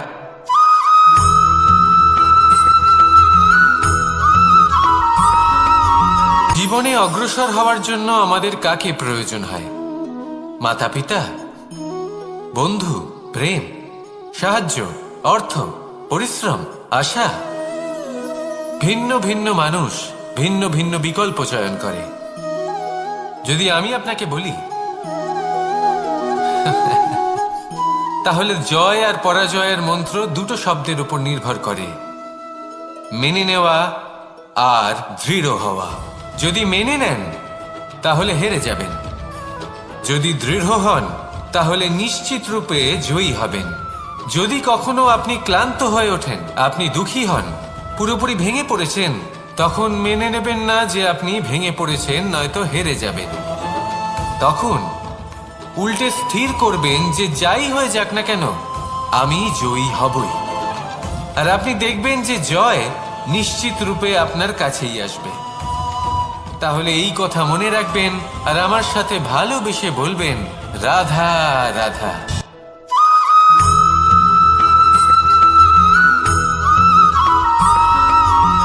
এই সংসারে সব থেকে বড় ব্যক্তি কে? আপনি বলবেন, এই কেমন ধরনের প্রশ্ন? কিন্তু এটা হলো সব থেকে উচিত প্রশ্ন। কেউ এর উত্তর দেবে যে সেই মহাপ্রতাপী রাজা, তিনি হলেন সব থেকে বড় ব্যক্তি, সেই বড় রাজনীতিবিদ, তিনিই সব থেকে বড় ব্যক্তি। আমি আপনাকে জানাই যে সংসারের সব থেকে বড় ব্যক্তি হলেন তিনি, যার সাথে দেখা করলে আপনি নিজেকে ছোট মনে করবেন না। কোনো ব্যক্তি যিনি সব থেকে বেশি শক্তিশালী, আপনি যদি তার সামনে যান তাহলে উনি আপনার অন্তরের শক্তিকে বাইরে বের করে আনবে, আপনার অন্তরের লুকিয়ে থাকা শক্তিকে জাগ্রত করতে প্রেরণা প্রদান করবে। তিনি হলেন বড় ব্যক্তি, তিনি হলেন মহান ব্যক্তি। তিনি নন যিনি নিজের বল এবং ঐশ্বর্য দ্বারা আপনাকে তার সামনে ছোট প্রমাণ করবেন। এবং সেই জন্য মহাদেব আমার আরাধ্য হলেন আমার খুব প্রিয়। কারণ রাজা হোক বা ফকির, কেউ যদি ওনার সামনে যান তাহলে সে নিজেকে ছোট মনে করেন না। আপনিও যদি জীবনে অনেক বড় হতে চান তাহলে কাউকে কখনো নিজেকে ছোট মনে করতে দেবেন না। তার অন্তরে বড় হয়ে ওঠার প্রেরণা প্রদান করুন। আসুন আমার সাথে ভালোবেসে বলুন, রাধা রাধা।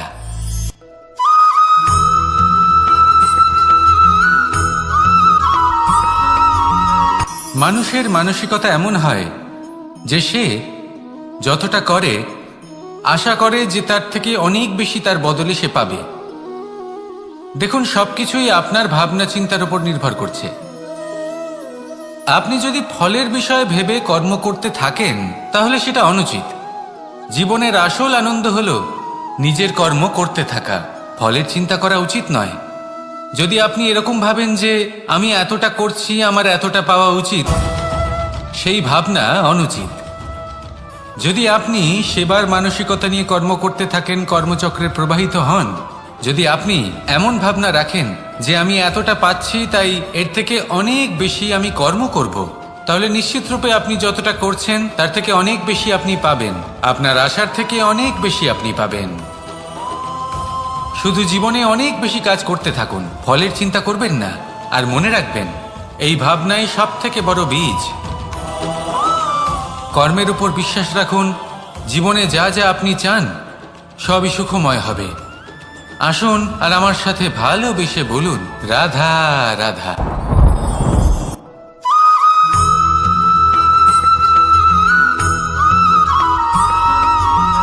এই দড়িটা দেখুন,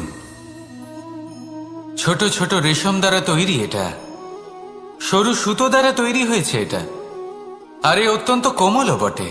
আর আপনি চাইলে এটা সোজাও করে দিতে পারেন, আর চাইলে এটা বেঁকিয়েও দিতে পারেন, আর যদি চান তাহলে এটা গোল গোল করে বেঁধে কোথাও রেখেও দিতে পারেন। এবার এই কোমল দড়ি যদি কোনো নিষ্ঠুর কঠিন পাথরে বারংবার জড়িয়ে দেওয়া হয় তাহলেও তাকেও কাটতে পারে, নিজের ছাপ ছেড়ে যেতে পারে, সেটার আকারও বদলে ফেলতে পারে। এবার এর কারণ কি? এর কারণ হলো অভ্যাস আর নিরন্তর প্রচেষ্টা। যদি আপনিও চেষ্টা করেন আর নিরন্তর কর্ম করে যান, তাহলে আপনার প্রারব্ধ পাথরের মতো কঠিনই হোক না কেন, তাতে ভাঙন ধরিয়েও আপনি নিজের লক্ষ্যে অবশ্যই পৌঁছতে পারবেন। একটা গুরুত্বপূর্ণ কথা মনে রাখবেন, সুকর্মের অভ্যাস আর নিরন্তর প্রয়াস, এই হলো সাফল্যের মন্ত্র। তাহলে জীবনে এই মন্ত্র আনুন আর আমার সাথে ভালোবেসে বলুন, রাধা রাধা।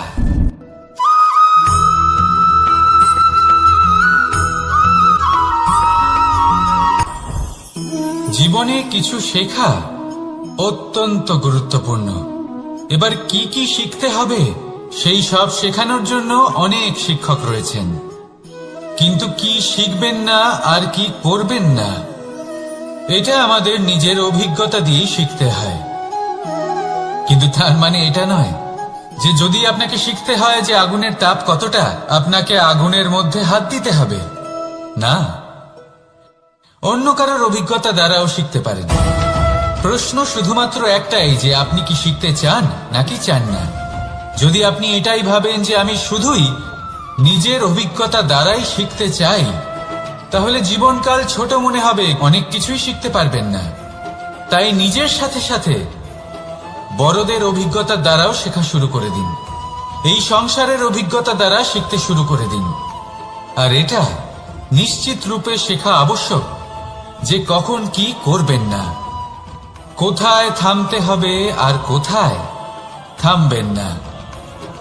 তাহলে আসুন আর আমার সাথে ভালোবেসে বলুন, রাধা রাধা।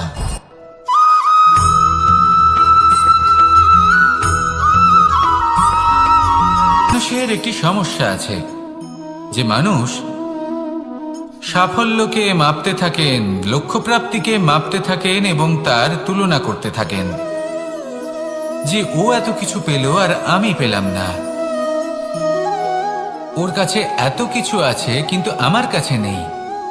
এই তুলনা করার জন্য ওনারা দুঃখী হয়ে পড়েন, নিরাশ হয়ে পড়েন। তাই আমি একটা প্রশ্ন করছি যে এটা কি উচিত? এই সংসারে আপনি কি নিয়ে তুলনা করবেন, যেখানে সূর্যদেব চন্দ্রমা দুজনেই আছেন, দুজনেই হলেন বিশেষ, দুজনেই নিজ নিজ সময়ে উদিত হন। এদের মধ্যে একজন না থাকলে তাহলে আমাদের জীবন কঠিন হয়ে পড়বে। ঠিক সেইভাবেই আপনি যদি একটা বড় রেখা অঙ্কন করেন তাহলে অন্য রেখাটি ছোট হয়ে পড়ে না, সে তেমনই থাকে যেমনটা সে ছিল। আপনার অস্তিত্ব কখনো ছোট বা বড় হতে পারে না, শুধু তুলনা করার জন্য আপনার এটা মনে হতে পারে। যদি আপনি যুদ্ধ করতে চান আপনার তলোয়ারের প্রয়োজন পড়বে, যদি বস্ত্র তৈরি করতে চান এত বড় তলোয়ার দিয়ে কিছুই হবে না, তখন প্রয়োজন পড়বে একটা ছোট্ট সূচের। তাই তুলনা করবেন না, না নিজেকে ছোট মনে করবেন না অন্য কাউকে। সবার সাথে সহযোগিতা করুন, আর যদি তুলনা করতেই হয় নিজের সাথে করুন, যে কাল আমি কেমন ব্যক্তি ছিলাম, আজ কি তার থেকে শ্রেষ্ঠ হয়ে উঠতে পেরেছি। ভেবে দেখুন ভবিষ্যতে গিয়ে আপনি কতটা শ্রেষ্ঠ ব্যক্তি হতে পারেন। আসুন আমার সাথে ভালোবেসে বলুন রাধা রাধা।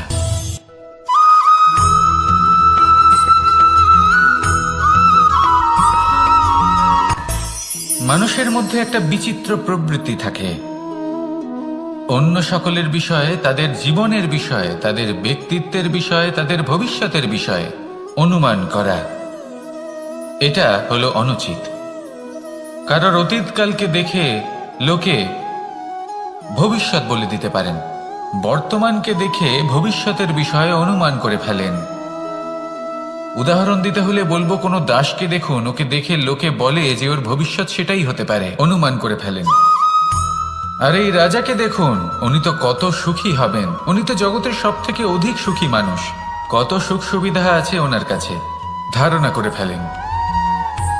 তবে সত্য তো এটাই যে কারোর ব্যক্তিত্বের বিষয়ে, তাদের ভবিষ্যতের বিষয়ে আপনি পূর্ণ সত্য কখনোই বলতে পারবেন না, শুধু অনুমান করতে পারবেন। আর এই অনুমান করে সত্যি কোনো লাভ হয় না, কারণ এই কাল সেটা হলো অত্যন্ত শক্তিশালী। কালো থেকে কালোতর কয়লাকেও হিরেতে পরিণত করতে পারে, অনেক বড় বড় রাজাকেও বিদূষক বানিয়ে ফেলতে পারে এক মুহূর্তেই। তাহলে আপনি অনুমান করে কি লাভ? কি পেলেন অনুমান করে? সেই জন্য কারোর বিষয়ে কোনো অনুমান করবেন না, তার ভবিষ্যতের বিষয়ে অনুমান করতে যাবেন না, কারোর বিষয়ে কোনো ধারণা করে নেবেন না। কিছু করতে হলে ভালোবাসুন, সবার মধ্যে ভালোবাসা ছড়ান, সবার মধ্যে ধন্যাত্মক ভাব ছড়ান। এই মন প্রসন্ন হয়ে বলবে রাধা রাধা।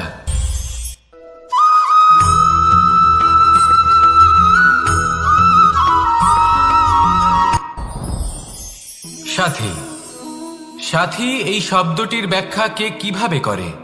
মিত্র, সখা, বন্ধু, কিন্তু অর্থ একটাই, তিনি যিনি আপনার সঙ্গী হন আর তিনি যার সাথী আপনি হন। এবার সব থেকে বড় প্রশ্ন হলো এটাই যে তিনি কে হতে পারেন যাকে আপনি আপনার সাথী বলে মেনে নিতে পারেন, নিজের সখা, নিজের মিত্র, নিজের বন্ধু মেনে নিতে পারেন। আপনার সাথী হলেন তিনি যিনি দুঃখের সময় আপনার পাশে থাকবেন, আপনার হাত ধরে থাকবেন।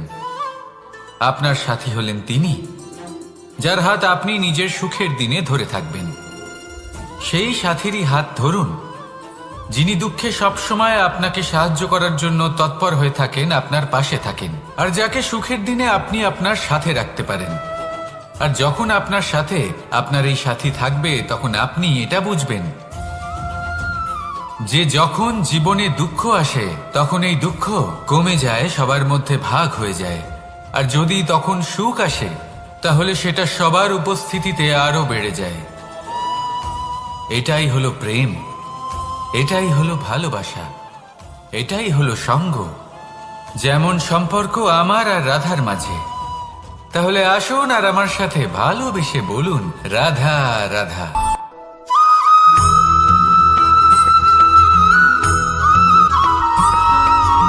আমাদের শরীর প্রকৃতির সর্বশ্রেষ্ঠ রচনা। যে অঙ্গ প্রত্যঙ্গ আমরা লাভ করেছি প্রত্যেকটির মধ্যে একটি নিজস্ব বার্তা রয়েছে। একটু ভেবে দেখুন, দুটি চোখ দিয়েছে দেখার জন্য, দুটি কান দিয়েছে শোনার জন্য, নাসিকাও আছে দুটি, দুটি হাত দিয়েছে দ্বিগুণ পরিশ্রম করার জন্য। কিন্তু জীব শুধুমাত্র একটি, তার উপরেও তীক্ষ্ণ বলিষ্ঠ দাঁত দিয়েছে তার রক্ষার জন্য। কখনো ভেবে দেখেছেন কেন?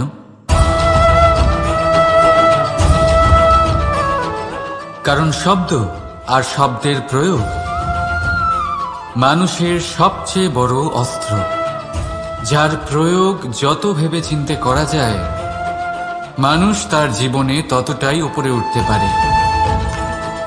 তাহলে মনে রাখুন, দেখুন, শুনুন আর বুঝুন বেশি, বলুন কম। রাধা রাধা।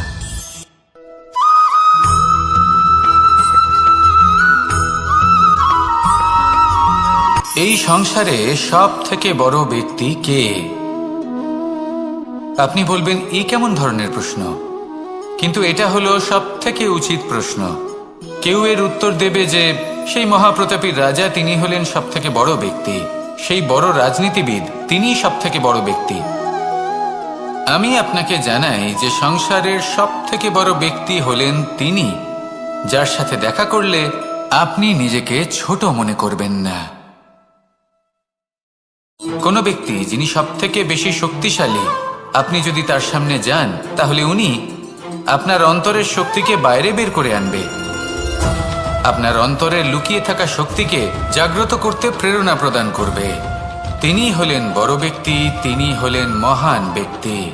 তিনি নন যিনি নিজের বল এবং ঐশ্বর্য দ্বারা আপনাকে তার সামনে ছোট প্রমাণ করবেন। এবং সেই জন্য মহাদেব আমার আরাধ্য হলেন আমার খুব প্রিয়। কারণ রাজা হোক বা ফকির, কেউ যদি ওনার সামনে যান তাহলে সে নিজেকে ছোট মনে করেন না। আপনিও যদি জীবনে অনেক বড় হতে চান তাহলে কাউকে কখনো নিজেকে ছোট মনে করতে দেবেন না। তার অন্তরে বড় হয়ে ওঠার প্রেরণা প্রদান করুন। আসুন আমার সাথে ভালোবেসে বলুন, রাধা রাধা।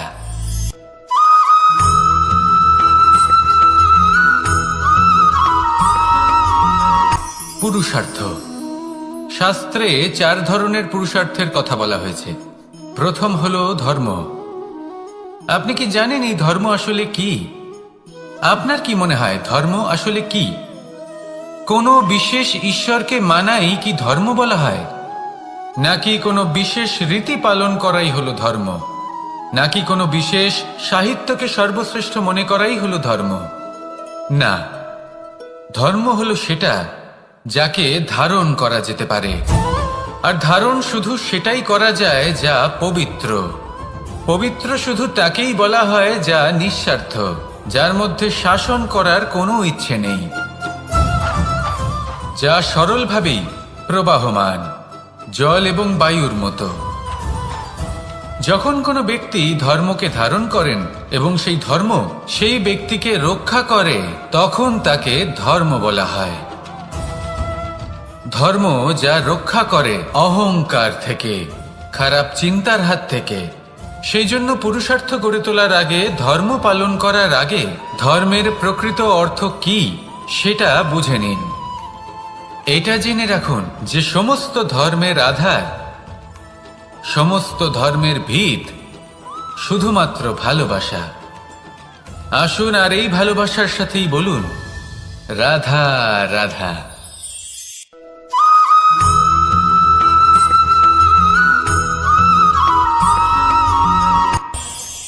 এই সংসারে আমরা প্রকাশ কোথা থেকে পাই? এর উত্তর বড়ই সরল। ভোরে যখন সূর্যোদয় হয় তখন প্রকাশের কিরণ আমাদের ঘরে এসে পৌঁছয়। এইভাবেই আমরা প্রকাশ লাভ করি। এবার এই প্রকাশের আলোতেই আমরা সারাদিনের কাজ সম্পন্ন করি। সন্ধে হয়ে যায়, সূর্যাস্ত হয়ে যায়, আর আমাদের ঘর যাতে অন্ধকার না হয় তার জন্য আমরা একটা প্রদীপ প্রজ্বলিত করি। এটাই ঘটে আমাদের জীবনেও। এবার প্রবাহমান আয়ুর সাথে আমরা আমাদের অন্তরে যদি একটা প্রদীপ প্রজ্বলিত করে নিই, তাহলে বিষয়টাই অন্যরকম হবে। এবার আপনি বলবেন কোন প্রকাশের কথা বলছি যা আমাদের অন্তরে জাগ্রত করা সম্ভব? আমাদের আত্মার মাঝে প্রেমের প্রকাশ জাগ্রত করার কথা বলছি। কারণ আমাদের এই জীবন এও হলো দিনের আলোর মতো। আজ প্রকাশ আছে, কিন্তু কোনোদিন অবশ্যই অস্ত হবে। কিন্তু অস্ত হবার আগে যদি আমরা আমাদের আত্মার মাঝে প্রেমের এই প্রকাশ উজ্জ্বলিত করে নিই, তাহলে আমাদের সন্ধ্যাকালও আমরা আনন্দে এবং প্রেমে যাপন করব। তাহলে আসুন আর আমার সাথে ভালোবেসে বলুন, রাধা রাধা।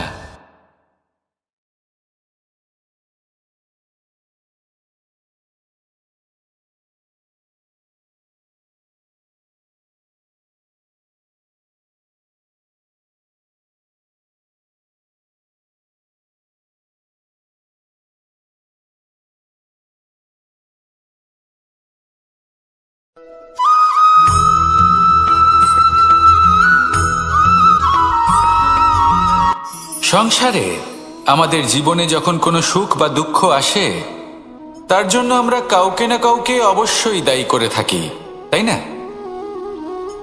এই ব্যক্তি আমাদের সাথে এরকম কাজ করেছেন, তাই আমার সাথে এমন হলো। ওই ব্যক্তি যদি এমনটা না করতেন, তাহলে আজ আমি ওই স্থানে পৌঁছতে পারতাম। সবই আপনার দৃষ্টিভঙ্গির ওপর নির্ভরশীল। আর যদি আপনার দৃষ্টিভঙ্গি এমন হয়, তাহলে তা অনুচিত। সত্যি কথা বলতে এই সংসারে ভিন্ন ভিন্ন ধরনের মানুষ আছে। এটা আপনার উপর নির্ভর করছে কিভাবে তাদের স্বাগত জানাবেন। একবার ভাবুন, আমি আমার দুটো হাত সামনে নিয়ে এলাম, দুটো মুঠো খুলে দিলাম। দুই প্রকারের মানুষ আসবেন, কিছু না কিছু দিয়ে যাবেন। এই মুঠো যদি আমি বন্ধ করে দিই, তাহলে না কেউ আমাকে কিছু দিতে পারবে, না আমার কিছু যাবে আসবে। নিশ্চয়ই বুঝতে পারছেন এই দুই ধরনের ব্যক্তি কারা এবং তারা কি দিয়ে যান। আমি যদি নিজের মুঠো খুলে দিই, তাহলে কিছু ভালো মানুষ আসবেন, আমাকে আনন্দ, সন্তুষ্টি, জ্ঞান প্রদান করে যাবেন, ভালো অভিজ্ঞতা দিয়ে যাবেন। কোনো খারাপ ব্যক্তি যদি আসেন, তাহলে তিনিও খারাপ অভিজ্ঞতা দেবেন, যার থেকে আমি শিক্ষা লাভ করব। এই সব কিছু আমি লাভ করতে পারি। মুঠো যদি বন্ধ করে রাখি, তাহলে আমি কিছুই পাবো না। দেখুন, এই সংসারে প্রত্যেকের জীবনে এইরকম। প্রত্যেকের জীবনে সবকিছুই আছে, ভালো খারাপ দুই মানুষই আছে। ভালো অভিজ্ঞতা আছে, খারাপ অভিজ্ঞতা আছে। নির্ভর করছে আপনার উপর যে আপনি কি করবেন, এনাদের স্বাগত কিভাবে জানাবেন, কার থেকে কি বুঝবেন, কি শিখতে পারবেন, আর কোন দৃষ্টিভঙ্গি নিয়ে অগ্রসর হবেন। এটাই নির্ধারণ করবে যে আপনার জীবন কেমন হবে। আসুন আমার সাথে ভালোবেসে বলুন, রাধা রাধা।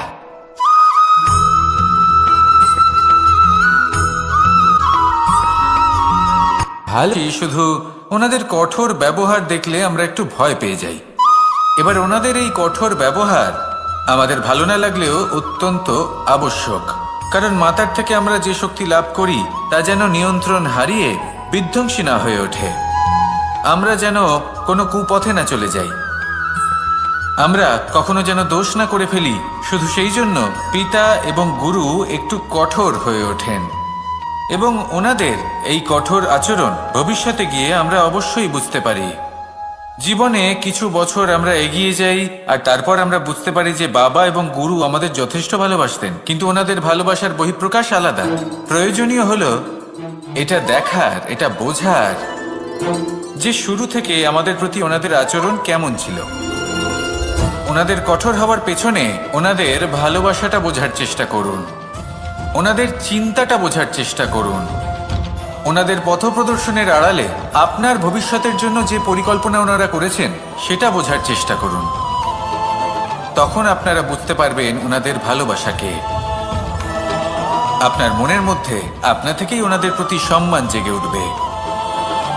নিজের পিতা এবং নিজের গুরু, এই দুজনের প্রতি কৃতজ্ঞতা প্রকাশ করুন আর আমার সাথে ভালোবেসে বলুন, রাধা রাধা।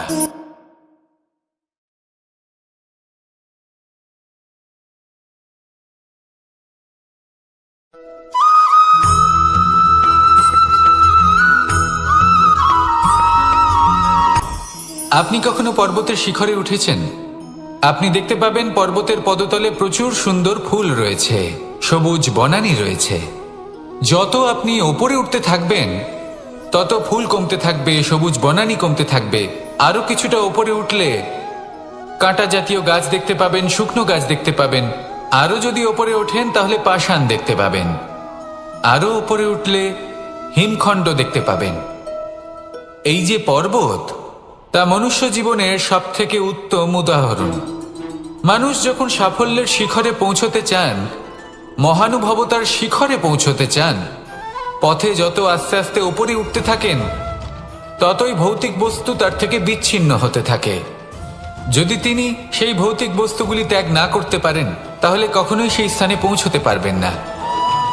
আর মানুষ যদি উচিত ত্যাগ করতে পারেন, পথে অগ্রসর হতে থাকেন, এগোতে থাকেন, তাহলে একদিন না একদিন তিনি মহানুভবতার, জ্ঞানের, সাফল্যের হিমের স্বাদ অবশ্যই লাভ করবেন।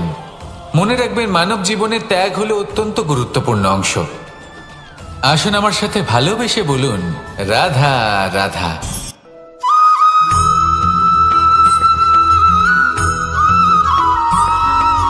মানুষের একটি সমস্যা আছে যে মানুষ সাফল্যকে মাপতে থাকেন, লক্ষ্যপ্রাপ্তিকে মাপতে থাকেন এবং তার তুলনা করতে থাকেন যে ও এত কিছু পেল আর আমি পেলাম না, ওর কাছে এত কিছু আছে কিন্তু আমার কাছে নেই। এই তুলনা করার জন্য ওনারা দুঃখী হয়ে পড়েন, নিরাশ হয়ে পড়েন। তাই আমি একটা প্রশ্ন করছি যে এটা কি উচিত? এই সংসারে আপনি কি নিয়ে তুলনা করবেন, যেখানে সূর্যদেব, চন্দ্রমা দুজনেই আছেন, দুজনেই হলেন বিশেষ, দুজনেই নিজ নিজ সময়ে উদিত হন। এদের মধ্যে একজন না থাকলে তাহলে আমাদের জীবন কঠিন হয়ে পড়বে। ঠিক সেইভাবেই আপনি যদি একটা বড় রেখা অঙ্কন করেন তাহলে অন্য রেখাটি ছোট হয়ে পড়ে না, সে তেমনই থাকে যেমনটা সে ছিল। আপনার অস্তিত্ব কখনো ছোট বা বড় হতে পারে না। শুধু তুলনা করার জন্য আপনার এটা মনে হতে পারে। যদি আপনি যুদ্ধ করতে চান, আপনার তলোয়ারের প্রয়োজন পড়বে। যদি বস্ত্র তৈরি করতে চান, এত বড় তলোয়ার দিয়ে কিছুই হবে না, তখন প্রয়োজন পড়বে একটা ছোট্ট সূচের। তাই তুলনা করবেন না, না নিজেকে ছোট মনে করবেন, না অন্য কাউকে। সবার সাথে সহযোগিতা করুন, আর যদি তুলনা করতেই হয় নিজের সাথে করুন, যে কাল আমি কেমন ব্যক্তি ছিলাম, আজ কি তার থেকে শ্রেষ্ঠ হয়ে উঠতে পেরেছি। ভেবে দেখুন ভবিষ্যতে গিয়ে আপনি কতটা শ্রেষ্ঠ ব্যক্তি হতে পারেন। আসুন আমার সাথে ভালোবেসে বলুন, রাধা রাধা।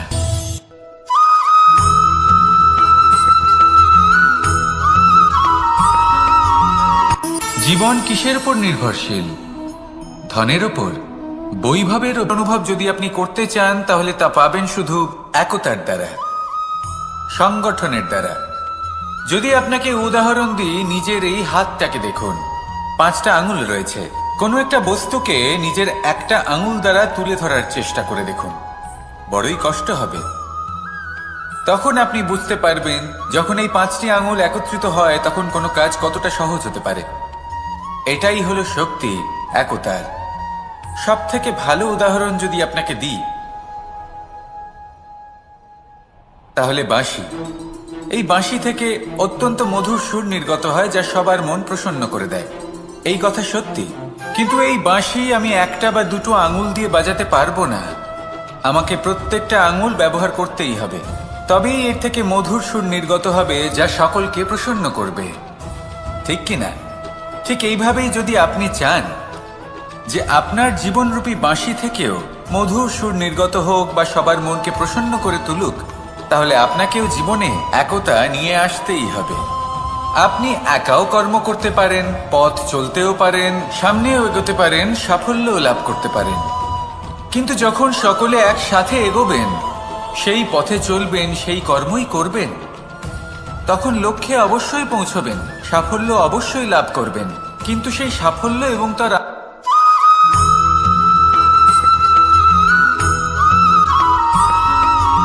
কখনো কখনো আমরা ভাবি যে কোনো ব্যক্তি যিনি ধর্মের পথে চলেছেন, যদি তার দ্বারা কোনো ভুল হয়ে থাকে তাহলে নিয়তি তাকে সেই মুহূর্তেই কঠোর শাস্তি দেন। কিন্তু সেই সব মানুষ যারা সংসারের সব থেকে বড় অধর্মী, বহু নিকৃষ্ট মানের কাজ করেন, তাদের নিয়তি অনেক সুযোগ দেন। তাদের নিয়তি এরকম কঠোর প্রহার করেন না। এই ভাবনা কখনো না কখনো মনে আসেই। ভেবে দেখুন কেন? আসলে জীবনকে বেশিরভাগ মানুষ একভাবেই দেখে থাকেন, বিভিন্ন স্তরে একে দেখা উচিত। এবার আপনি বলুন, এই সংসারে কোনো অধর্মী কখনো প্রেরণার উৎস হতে পারেন? কখনোই নয়। যে মানুষ নিজের আত্মাকে মলিন করে ফেলেছেন, তিনি এই সংসারকে কিভাবে প্রেরণা যোগাবেন? উনি নিজেই বুঝতে পারেন না কোনটা করা উচিত, ধর্ম কোনটা। তাই নিয়তি তাকে একটা সুযোগ দেন, এটা বোঝার সুযোগ দেন যে কোনটা উচিত, কোনটা ধর্ম।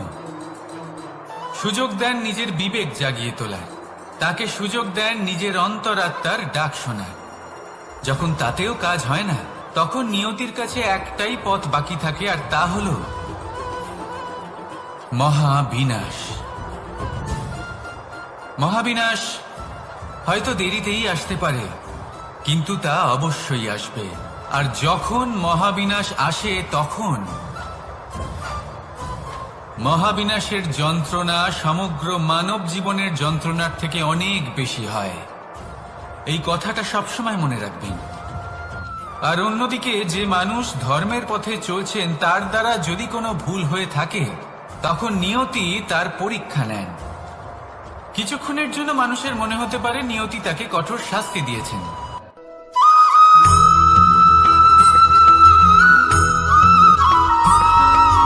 প্রত্যেক মানুষ নিজের জীবনে হীরক তথা হিরে এবং দর্পণ এই দুই দেখেছেন। এই দুই হলো সাদা, এবং এরা দুজনেই আলোর প্রতিফলন ঘটায় এবং এরা দুজনেই উজ্জ্বল হয়ে ওঠে। আপনি হয়তো মনে মনে ভাবছেন যে এটা কি ধরনের তুলনা করছি। একটা হিরে তো রত্ন, তার মূল্য দর্পণের থেকে অনেক গুণ বেশি। কিন্তু হিরে থাকাতে দর্পণের মূল্য কিন্তু কোনো অংশে কমে যায় না, তাই না? মানুষ যখন হিরে নিজের হাতে নেয়, তখন সবার আগে কি খোঁজে? দর্পণ, যাতে তার মধ্যে দিয়ে দেখে সে বুঝতে পারে যে সেই হিরে আদৌ তার শোভাবর্ধন করছে কিনা, তাকে ভালো দেখাচ্ছে কিনা, প্রসাধনের জন্য সেটা ব্যবহার করা ঠিক হবে কিনা। অর্থাৎ হীরের উপস্থিতিতে দর্পণের গুরুত্ব কম হলো না, দর্পণের কারণে হীরের মূল্য বোঝা গেল। আমাদের জীবনেও ঠিক এরকমই ঘটে। আপনারা যদি সংসারে নিজের আশেপাশে দেখেন, এমন অনেক মানুষ দেখতে পাবেন যারা নিজেদের ক্ষেত্রে মহান স্থানে পৌঁছেছেন, নিপুণ এবং শ্রেষ্ঠ হয়েছেন।